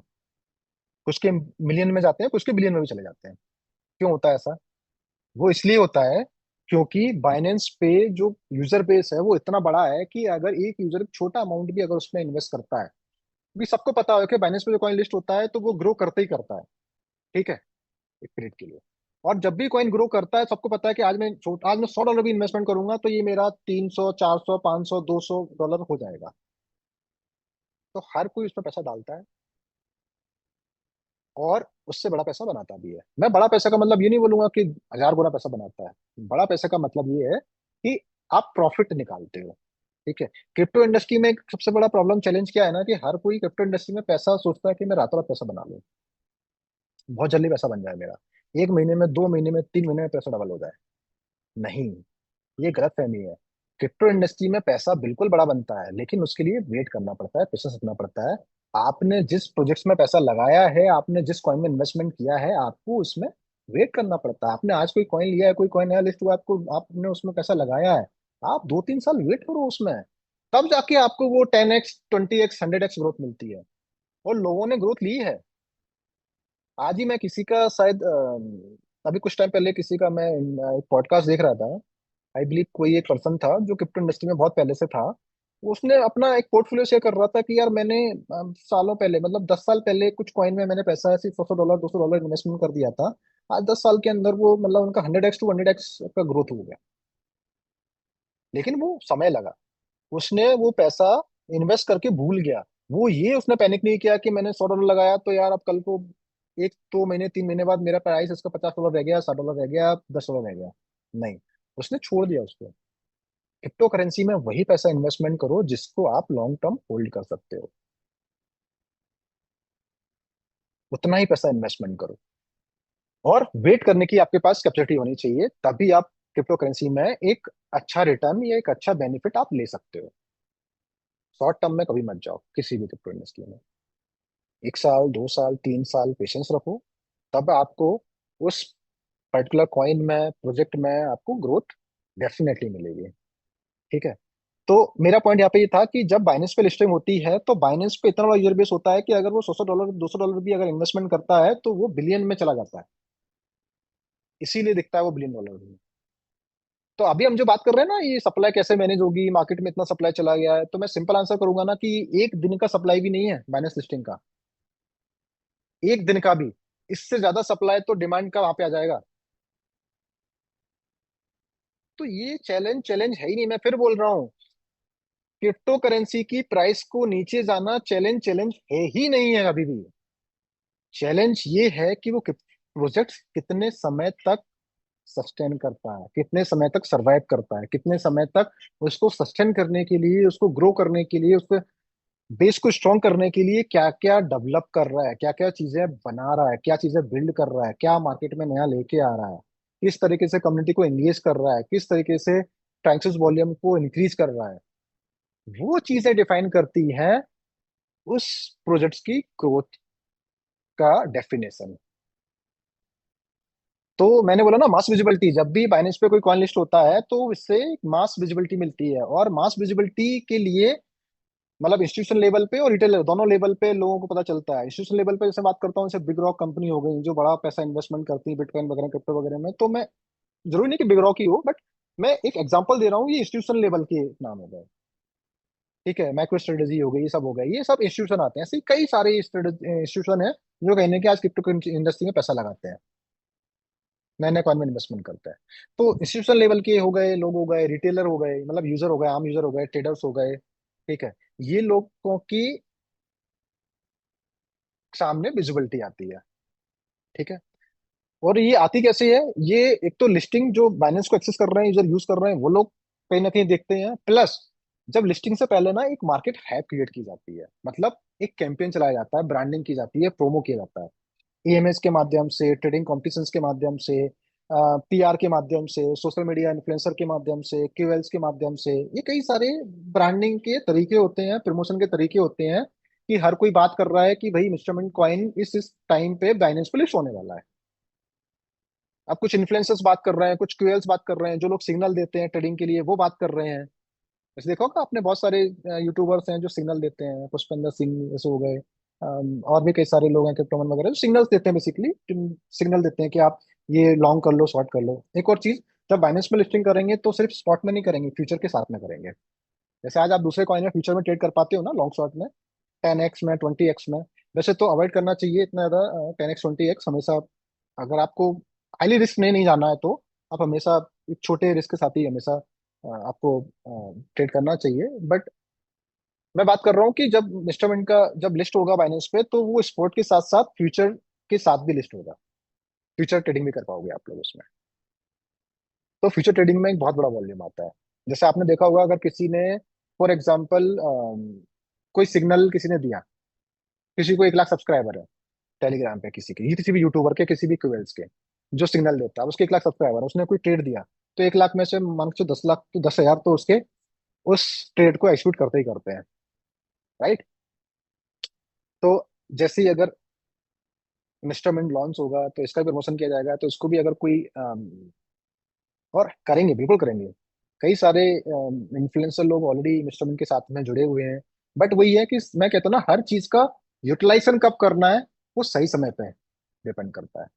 कहते हैं ना, हथौड़ा मारना सबको आता है, लेकिन कब और कहाँ मारना है ये आना चाहिए। तो वही है कि हमारे साथ बहुत सारे लोग कनेक्टेड हैं, बहुत सारे कोलेब्रेशन है, सब कुछ है, लेकिन उनका यूटिलाइजेशन कब करना है ये सही समय पे आने पे करना चाहिए। हमारा ब्लॉकचेन आएगा तब बहुत सारे लोगों चीजों का इन्वॉल्वमेंट होगा, आपको देखने को मिलेगा। बाइनेंस पे लिस्टिंग से पहले आपको बहुत सारे लोगों का आपको इन्वॉल्वमेंट देखने को मिलेगा। तो ये सब लोगों का इन्वॉल्वमेंट होगा, लेकिन समय के साथ होगा, जिससे हम उनको यूटिलाइज कर पाए। क्योंकि जब आप इतने बड़े लोगों का इन्वॉल्वमेंट करते हो तो हर एक बजट स्पेंड होता है। तो आप चाहते हो आप कहीं भी अगर पैसा 1 रुपए भी खर्च करो, तो आप उसको 100% यूटिलाइज कर पाओ, तब उस पैसे खर्च करने की कोई वैल्यू होती है। तो ये सब चीजें होंगी, ये एमएस भी होंगे, ट्रेडिंग कॉम्पिटिशन भी होंगे, क्यूएल्स भी होंगे, सिग्नल भी दिए जाएंगे, सब तरीके से उससे बहुत बड़ा वॉल्यूम भी आपको देखने को मिलेगा। तो आज हम छोटी सप्लाई को देख के जो मार्केट में हम लोग पैनिक हो रहे हैं कि सप्लाई कैसे मैनेज होगी, कैसे होगा, ये एक दिन का भी काम नहीं है मैनेज सिस्टम पे ट्रेड होने के बाद। इजिली मैनेज हो जाएगा, इतना डिमांड तो वहाँ पे इजिली आ जाएगा। ठीक है। तो ये सारी चीजें पॉसिबल है, ये सारी चीजें फिजिबल है, बस बस शर्ते सही समय के साथ, सही रोड मैप के साथ और सही प्लानिंग के साथ उसको किया जाए तो। और उसको करने के लिए मैं एक चीज बोलता हूँ, जितना टीम सपोर्ट करेगी, जितना मिस्टर फैमिली सपोर्ट करेगी, जितना एज ए यूनिटी काम करेगी, उतना इजी होगा, उतना जल्दी समय पे कर पाएंगे हम लोग। ठीक है। डिमांड सप्लाई शिफ्ट होगा, जैसे मैंने बोला ना, मोर प्रोजेक्ट्स ऑनबोर्ड होंगे तो यूटिलिटी इंक्रीज होगी, मोर टोकन यूज केस आएंगे, इन्वेस्टर होल्डिंग बढ़ेगी, सप्लाई सप्लाई कम होती जाएगी। ठीक है, क्योंकि यार जितने ज्यादा इन्वेस्टर होल्ड करेंगे, उसको स्टेक करेंगे, तो सप्लाई तो ऑलरेडी मार्केट से कम हो जाएगा, तो प्राइस इंपैक्ट बढ़ेगा। प्राइस इंपैक्ट सीधा किससे बढ़ता है? ऑर्गेनिक डिमांड बढ़ेगी। क्यों? सप्लाई ज्यादा, ऑर्गेनिक डिमांड होगा तो कॉइन की सस्टेनेबिलिटी उतनी ज्यादा होती जाएगी। जो मैं बात कर रहा हूँ ना कि कॉइन की सस्टेनेबिलिटी, मतलब हमको जो आज बाल्टी में पानी है उसको टैंकर बनाना है। और ये दो ऐसी चीजें हैं, ब्लॉकचेन और बाइनेंस लिस्टिंग, ये एक बाल्टी को कई टन टैंकर में कन्वर्ट कर सकते हैं बहुत इजीली। मतलब बहुत इजीली तो नहीं, काम करना पड़ेगा, नो डाउट, इजी तो दुनिया में कुछ भी नहीं होता है। बट हाँ, अगर आपने सही तरीके से काम कर लिया तो बिल्कुल आपका ये एक बाल्टी पानी एक टैंकर में, एक टैंकर क्या, कई टन के टैंकर में कन्वर्ट हो सकता है। और जिस दिन ये टैंकर में कन्वर्ट हो गया, उस दिन फिर कोई एक बाल्टी पानी निकाले या कम करे ना, तो कोई फर्क नहीं पड़ने वाला प्राइस पे। आज जो वेरिएशन देखने को मिलता है ना हमें इतना ज्यादा, फिर नहीं देखने को मिलेगा। फिर नीचे भी आएगा तो बहुत कम कम आया करेगा, और ऊपर भी जाएगा तो भी बहुत कम कम। ऐसा नहीं कि बहुत जल्दी $1 से $10 हो जाए। अगर $1 से भी $10 हो जाएगा तो इसकी एक लंबी प्रोसेस होगी, लंबा टाइम होगा। एक जितना ज्यादा डिमांड क्रिएट होगा, इतना ज्यादा यूटिलिटी होगी, जितना ज्यादा ब्लॉकचेन में प्रोजेक्ट ऑनबोर्ड होंगे, जितना ज्यादा कम्युनिटी बढ़ेगी, उस पर डिपेंड करेगा। होगा जरूर, ये डेफिनेटली होगा। और समय आने पे आप लोग बिल्कुल देखोगे इसको। तो ये सारी चीजें होंगी, सब कुछ होगा। और बस पॉइंट ये है कि आज होगा ये सब, फ्यूचर में होगा, लेकिन आज क्या, आज हम कैसे अपना माइंडसेट बनाते हैं, आज हम क्या एक्शन लेते हैं, वो हमारा फ्यूचर डिसाइड करता है। और कोई भी एक व्यक्ति फ्यूचर डिसाइड नहीं कर सकता है, या कुछ चुनिंदा लोग फ्यूचर डिसाइड नहीं कर सकते हैं।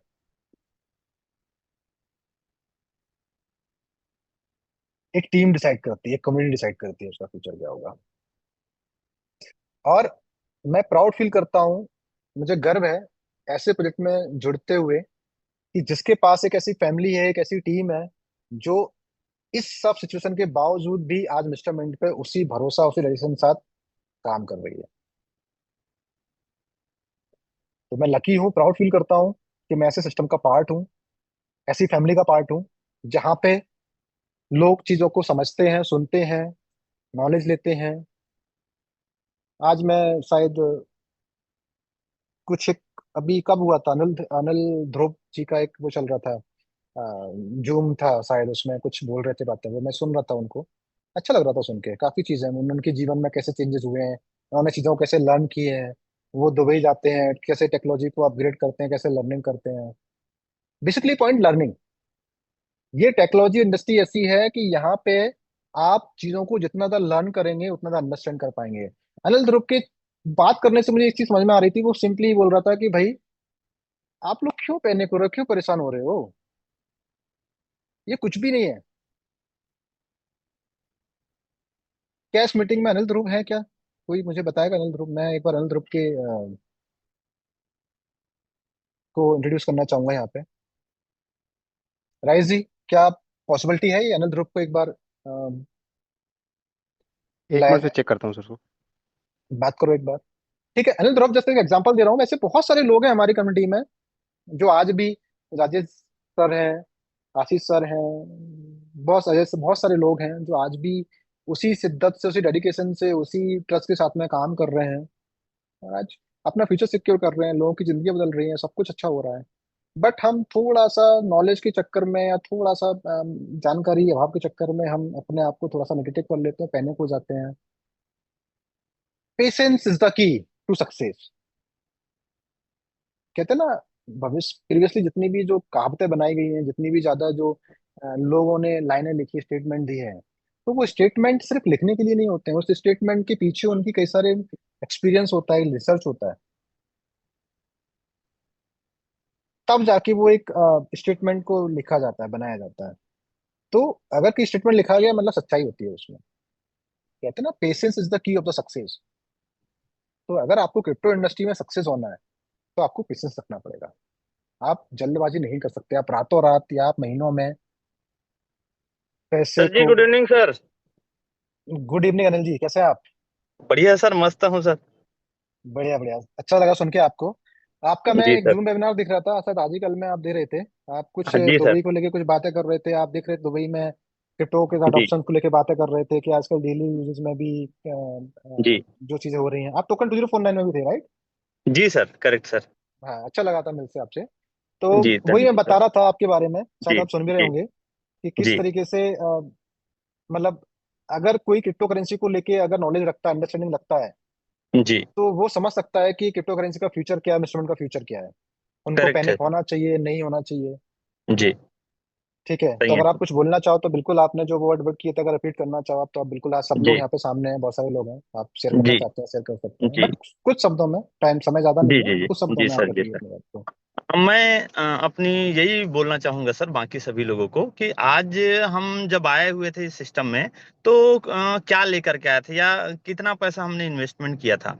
और इस सिस्टम से आज अगर हम देखते हैं पैनिक हो रहे हैं या परेशान है, जो भी जिस भी सिचुएशन में, तो आज हमारी स्थिति क्या है, या आज हम जो लॉस की बात कर रहे हैं, तो इस सिस्टम की से ही हमने अर्निंग किया है, इस सिस्टम से ही हमने पैसा बनाया है। तो हम उन दिनों को ना भूले कि हम जो पैसा लेकर के आए थे, चंद पैसे, यहाँ मेहनत करके हमने जो पैसा बनाया, उस पैसे को हमने फिर से री इन्वेस्ट किया। और मजे की बात, उस पैसे को कोई सीनियर, कोई मेंटर हाथ पकड़ करके जबरदस्ती किसी का इन्वेस्टमेंट नहीं कराया। दूसरी चीज, हम अपनी ड्रीम इतना बड़ा रखें, जो टारगेट है, पर्पस है, वो इतना बड़ा रखें कि इस मार्केट में आए, क्रिप्टो मार्केट में, तो जब भी बात हो तो मिलियन डॉलर पे बात हो, पोर्टफोलियो की बात हो तो मिलियन डॉलर की बात हो, कि मतलब एक लगना चाहिए कि पैसा कमाए हुए, पैसा बनाया हुआ, कि जिसके बाद कभी किसी सिस्टम में काम ना करना पड़े, एक ऐसा एम्पायर बनाए इस सिस्टम के माध्यम से। तो ओनली वे टू, अभी के डेट में अगर हम इंडिया में देखें, तो एक इकलौता रास्ता है हमारे पास में, मिस्टर मिंट, जो एक ही सिस्टम है जो पिछले 4 सालों से, जैसा भी, आज ठीक है मार्केट लॉस पे है, लोग पैनिक हो रहा, जो भी हो, लेकिन 4 सालों से एटलीस्ट टिका तो है, एटलीस्ट 4 सालों से टोकन मिल तो रहा है, एटलीस्ट 4 सालों में किसी दिन भी ऐसा नहीं हुआ कि हम टोकन को बेचना चाहें, सेल करना चाहें, टोकन परचेस करना चाहें, तो ऐसा नहीं हुआ कि हमारा टोकन जो है बिक नहीं रहा हो, हमारा टोकन जो है हम खरीद नहीं पा रहे हो। ना ही हम ऐसा बोल भी नहीं सकते कि कोई हमारे सीनियर हमारा टोकन हमसे बाय नहीं कर रहा हो, हमसे टोकन जो है सेल आउट नहीं कर पा रहे हैं, ऐसा कोई बोल ही नहीं सकता। तो फिर हम क्यों पैनिक हो रहे हैं? ढेर सारे प्रोजेक्ट जो आज के डेट में आए, जिसका नामो निशान नहीं है, और उसके बावजूद हम यहाँ आकर के एक दूसरे को सिर्फ ब्लेम कर रहे हैं, ऐसा करना चाहिए, वैसा करना चाहिए। हमारा जो काम है, हमारा जो जिम्मा है, हम करते हैं। हमारे जो मेंटर्स हैं, जिनको जो काम है उनका, वो उनके ऊपर छोड़ देते हैं। देखना एक दिन हम सब, जो सोच नहीं था, जैसे मेरी तो लिटरली सोच नहीं था कि मैं आया तो कभी लाइफ में जो आज मेंटेन कर पा रहा हूँ, जिस स्थिति में आज मैं हूँ, जो पैसा आज मैंने बनाया, जो कुछ प्रॉपर्टीज आज मैंने बनाए, जिन गाड़ियों पे आज मैं चल पा रहा हूँ, जिस पोर्टफोलियो पे आज मैं बैठा हूँ, ये पोर्टफोलियो की भी बात अगर मैं करता हूँ, या जिन कंट्रियों को मैं आज घूम पा रहा हूँ, ये बिल्कुल भी संभव नहीं था अगर मैं इस सिस्टम पे नहीं आता था। ये बिल्कुल सही बात है। जो मेरे साथ काम कर रहे हैं सीनियर लीडर, चाहे साथ में डाउनलाइन की बात थैंक यू करो, सो इन मच सभी अनिल, लोगों को सॉरी मैं पता आपको ब्रेक करूंगा, है। नहीं, समय कोई का बात थोड़ा नहीं अभाव सर। है, मैं धन्यवाद आपको सर। ब्रेक जी जी, करूंगा। आप कंटिन्यू करिए। ठीक जी, है। मैं बस, ठीक है। मेरा बस एक ही मकसद था कि पैसा बहुत सेकेंडरी चीज है। मेरा मतलब पैसे से नहीं था, मेरा मतलब है नॉलेज से। अगर आपको प्रॉपर नॉलेज है सिस्टम की, आप क्रिप्टो में अगर कुछ लर्निंग करना चाह रहे हैं, या आप किसी भी इंडस्ट्री में अगर आपको लग रहा है कि मुझे ग्रोथ करना है, आपको कुछ अचीवमेंट करना है, सक्सेस पाना है, तो आप उस सिस्टम को समझिए, पहले लर्न कीजिए। तो लर्निंग सबसे बड़ा की है उस सिस्टम में सक्सेस पाने का, उस इंडस्ट्री में सक्सेस पाने का। आप जितना एक्सप्लोर करेंगे, जितना लर्न करेंगे, आप उतना चीजें समझ पाएंगे। तो मिस्टरमेंट में भी अगर आप जुड़े हैं, आपने पार्ट लिया है, हिस्सा बने हैं, as a community member, as a team member आपने हिस्सा लिया है, आप उसी कम्युनिटी के पार्ट हैं, मिस्टरमेंट फैमिली के पार्ट हैं, तो आप पहले सिस्टम को समझिए, उसका प्रीवियसली बैकग्राउंड जानिए, आप उसका अभी तक का जो भी डेवलपमेंट हुआ है, या जो भी पास्ट में चीजें अचीवमेंट हुई हैं, आप उनको समझिए, उनको जानिए। फ्यूचर में मिस्टरमेंट का विजन क्या है, किस तरीके से अभी आने वाले समय में, 1 साल में, 2 साल में, 3 साल में मिस्टरमेंट क्या क्या चीजें नया लाने वाला है, उससे क्या इम्पैक्ट पड़ेगा, किस तरीके से कुछ सिस्टम ग्रो होगा, डेवलप होगा। अगर आप इन चीजों की जानकारी लेंगे, अगर आप इन चीजों को प्रॉपर तरीके से समझेंगे, तो आपके अंदर, मैं 100% बोल रहा हूँ, नेचुरली खुद से ही आपके अंदर ये सारे डाउट्स आने खत्म हो जाएंगे। ये डाउट्स कभी नहीं आएंगे। तो मैं इसी के साथ अब अपने शब्दों को थोड़ा विराम करूंगा, और मैं चाहूंगा कि क्योंकि ज्यादा लंबा समय हो गया है, तो हम इसी वेबिनार को आगे कंटिन्यू करने के लिए, मैं आखिरी बात यही बोलूंगा कि जो भी लोग मिस्टर फैमिली का पार्ट हैं, कृपया आप लोग सही जानकारी लीजिए, सिस्टम के साथ क्रिप्टो इंडस्ट्री को समझिए, ब्लॉकचेन की पावर को समझिए, सिस्टम कैसे डेवलप होता है उसको समझिए। अगर आप, और पेशेंस रखिए, पेशेंस रखोगे ना, ये गारंटी है कि अगर आप क्रिप्टो इंडस्ट्री में पेशेंस रखते हो, कोई कॉइन प्राइस बिटकॉइन भी हो, ऊपर नीचे होता रहता है, सब होगा, लेकिन अगर आप पेशेंस रखते हो, तो आने वाले समय में आप अपना ग्रोथ कर सकते हो, आप बेनिफिट ले सकते हो, और 100% आपको बेनिफिट होगा, 110% होगा। बस आपको सिर्फ और सिर्फ पेशेंस रखना है। और मैं फिर एडवाइस करता हूँ, क्रिप्टो करेंसी में आप वही पैसा लगाओ, या वही अपना पैसा इन्वेस्टमेंट करो, जो पैसे को आप लॉन्ग टर्म तक होल्ड रख सकते हो, ऑलवेज। तो वही मेरी एडवाइस रहेगी आप सभी लोगों के लिए। तो मैं इसी के साथ, थैंक यू सो मच, आप लोग आए, इस वेबिनार में ज्वाइन किया, पार्ट लिया, हिस्सा बने, मिस्टर फैमिली का हिस्सा बने। Thank you so much. राइज जी, ओवर टू यू, आप इसको कंटिन्यू कर सकते हैं। Yes sir. Thank you so much sir, आपने बहुत ही शानदार तरीके से हम लोगों को एक रोड मैप दिखाया और बताया कि फ्यूचर कैसा है हम लोगों का। बस सर आप रुकिए थोड़ा सा, हमें पूरे मिस्टर मिंट फैमिली की तरफ से एक कुछ अनाउंसमेंट्स हैं। जो आपको एक पद मिला हुआ है, मैं चाहूँगा सब लोगों को पता चले। मैं स्क्रीन शेयर करता हूँ अपने 1 मिनट में। और आप सब लोग सर को बधाई दीजिए कि आज के डेट में जितनी भी हैं, जिस तरह से एक मिस्टर मिंट ग्रो हो रहा है, हमारे राहुल सर को राष्ट्रीय प्रेस महासंघ का राष्ट्रीय उपाध्यक्ष नियुक्त किया गया है। आप लोगों की स्क्रीन दिख रही होगी, मेरी स्क्रीन शेयर हो रही है ना? यस सर, आशीष हो जी रहा एक है बार सर। बताइएगा जरा। ये आप देखिए कि हमारे राहुल सर को आज 20/5/2025 को आज के दिन जो राष्ट्रीय प्रेस महासंघ है, उसका राष्ट्रीय उपाध्यक्ष नियुक्त किया गया। आप देख सकते हैं, दिख रहा होगा, नियुक्त किया गया है। तो आप समझ सकते हैं कि मिस्टर मिंट के जो एक वचन है, एक सेवा के लिए, सर्विस के लिए जिस तरह से डेवलप कर रही चीज़ों को, उसमें तो मैं चाहूँगा कि जो अपना सर, आप सब लोग सर को स्वागत कीजिए बेहतर तरीके से डिजिटली। और इस जो अपना ये पत्र है, नियुक्ति पत्र है, मैं शेयर कर रहा हूँ ग्रुप में। आप सब लोग इसको अपने डीपी में लगाइए, ग्रुप में शेयर कीजिए, और सबको पता चलना चाहिए कि हम लोग किस तरह से एक कंट्री की सर्विस के साथ साथ और अपना मिस्टर मिंट के माध्यम से जो काम कर रहे हैं, किस तरह से बेहतर कर रहे हैं। So thank you so much sir, आपका एक आज जिस तरह से आपने पूरी चीज़ों को क्लियर किया। जस्ट मिनट,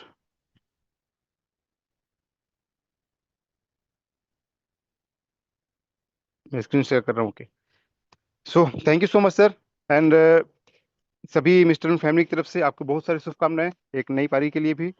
और मिस्टर मिन जिस तरह से ग्रो हो रहा है, डेफिनेटली आप जिस तरह से मेहनत कर रहे हैं, पूरा एंटायर टीम जिस तरह से मेहनत कर रहा है, हम बहुत आगे जाने वाले हैं। Thank you so much. So इसी बात बहुत से बहुत ऑलरेडी धन्यवाद 2 गाइस जी, घंटे हो बहुत चुके बहुत हैं। धन्यवाद। Thank you everyone. बस ये है एक कहते हैं ना कि अपने कर्म के साथ साथ परिवार अपने की तरफ चीजों से के आपको साथ साथ अगेन एक बहुत बहुत शुभकामनाएं सर। बहुत बहुत धन्यवाद। और मैं बस ये जो पद मुझे मिला है, मैं ये चाहता हूँ, ये पद एक बस राष्ट्र की सेवा है। मैं चाहता हूँ कि कुछ योगदान वहाँ भी दे पाऊँ देशभक्ति में, चीजों में, मेरी क्योंकि वॉइस आ हम रही है? कहीं ना कहीं अपनी। हेलो राइस जी, यस, आपकी आ आवाज रही आ रही है थी, मेरी? आ रही। मेरी आवाज आ रही है Ashish ji? Yes yes sir, sir. Clear. जी। तो मैं वही बोल रहा था कि हम कभी कभी क्या होता है ना, अपनी अपनी चीजों में, अपने पर्सनल लाइफ में या बिजनेस लाइफ में इतना एंगेज हो जाते हैं कि हम कभी राष्ट्र के बारे में नहीं सोच पाते हैं, देश देश सेवा के बारे में नहीं सोच पाते हैं। तो बस मुझे भी एक अपॉर्चुनिटी मिला है, एक मौका मिला है। मैं खुशकिस्मत समझता हूँ अपने आप को, मुझे सौभाग्य मिला है कि मैं कुछ राष्ट्र के लिए, कुछ देश के लिए कुछ कर पाऊँ। और इसको मैं जितना भी अपने तन मन धन से मैं पूरी कोशिश करूंगा, मैं इसको निभा पाऊँ और देश के लिए कुछ काम आ पाऊँ। प्लस साथ ही साथ इससे, इसका मतलब ये नहीं कि हम हमारे प्रोजेक्ट्स को लेके या हमारी वर्किंग में कोई कमी आ जाए। हमारा प्रोजेक्ट्स में जो रिस्पॉन्सिबिलिटी है, हमारे इंस्ट्रूमेंट में जो एक जिम्मेदारियां हैं, वो मैं पूरी शिद्दत के साथ 100% निभाता रहूंगा, निभाता आया हूँ। और उसमें कोई भी 1% की कमी नहीं आएगी। और ये मेरा, आप कुछ भी बोलो, एक कॉन्फिडेंस है, या मेरा एक कहते हैं ना कि एक आप किसी चीज को बहुत ज्यादा वो करते हो, मैनिफेस्ट करते हो, तो आपको एक, आप 100% कंतुष्ट हो जाते हो कि नहीं, आज नहीं, भले ही समय लगे, बट मिस्टर मिंट एक ट्रांसफॉर्म लेके आने वाला है इस इंडस्ट्री में, और वो डेफिनेट लेके आएगा, मेरा पूर्ण विश्वास है। और इसी विश्वास के साथ हम काम करते रहेंगे। लोग आएंगे जाएंगे, लोग चीजें ऊपर होंगी नीचे होंगी, ये हमें रोक ही नहीं सकते हैं। हमें हमारे विजन के साथ काम करते रहना होगा, हम करते रहेंगे। तो thank you so much. Good night everyone. बहुत बहुत धन्यवाद। सभी को होस्ट से मैं बोलता हूँ मीटिंग एड कर सकते हैं।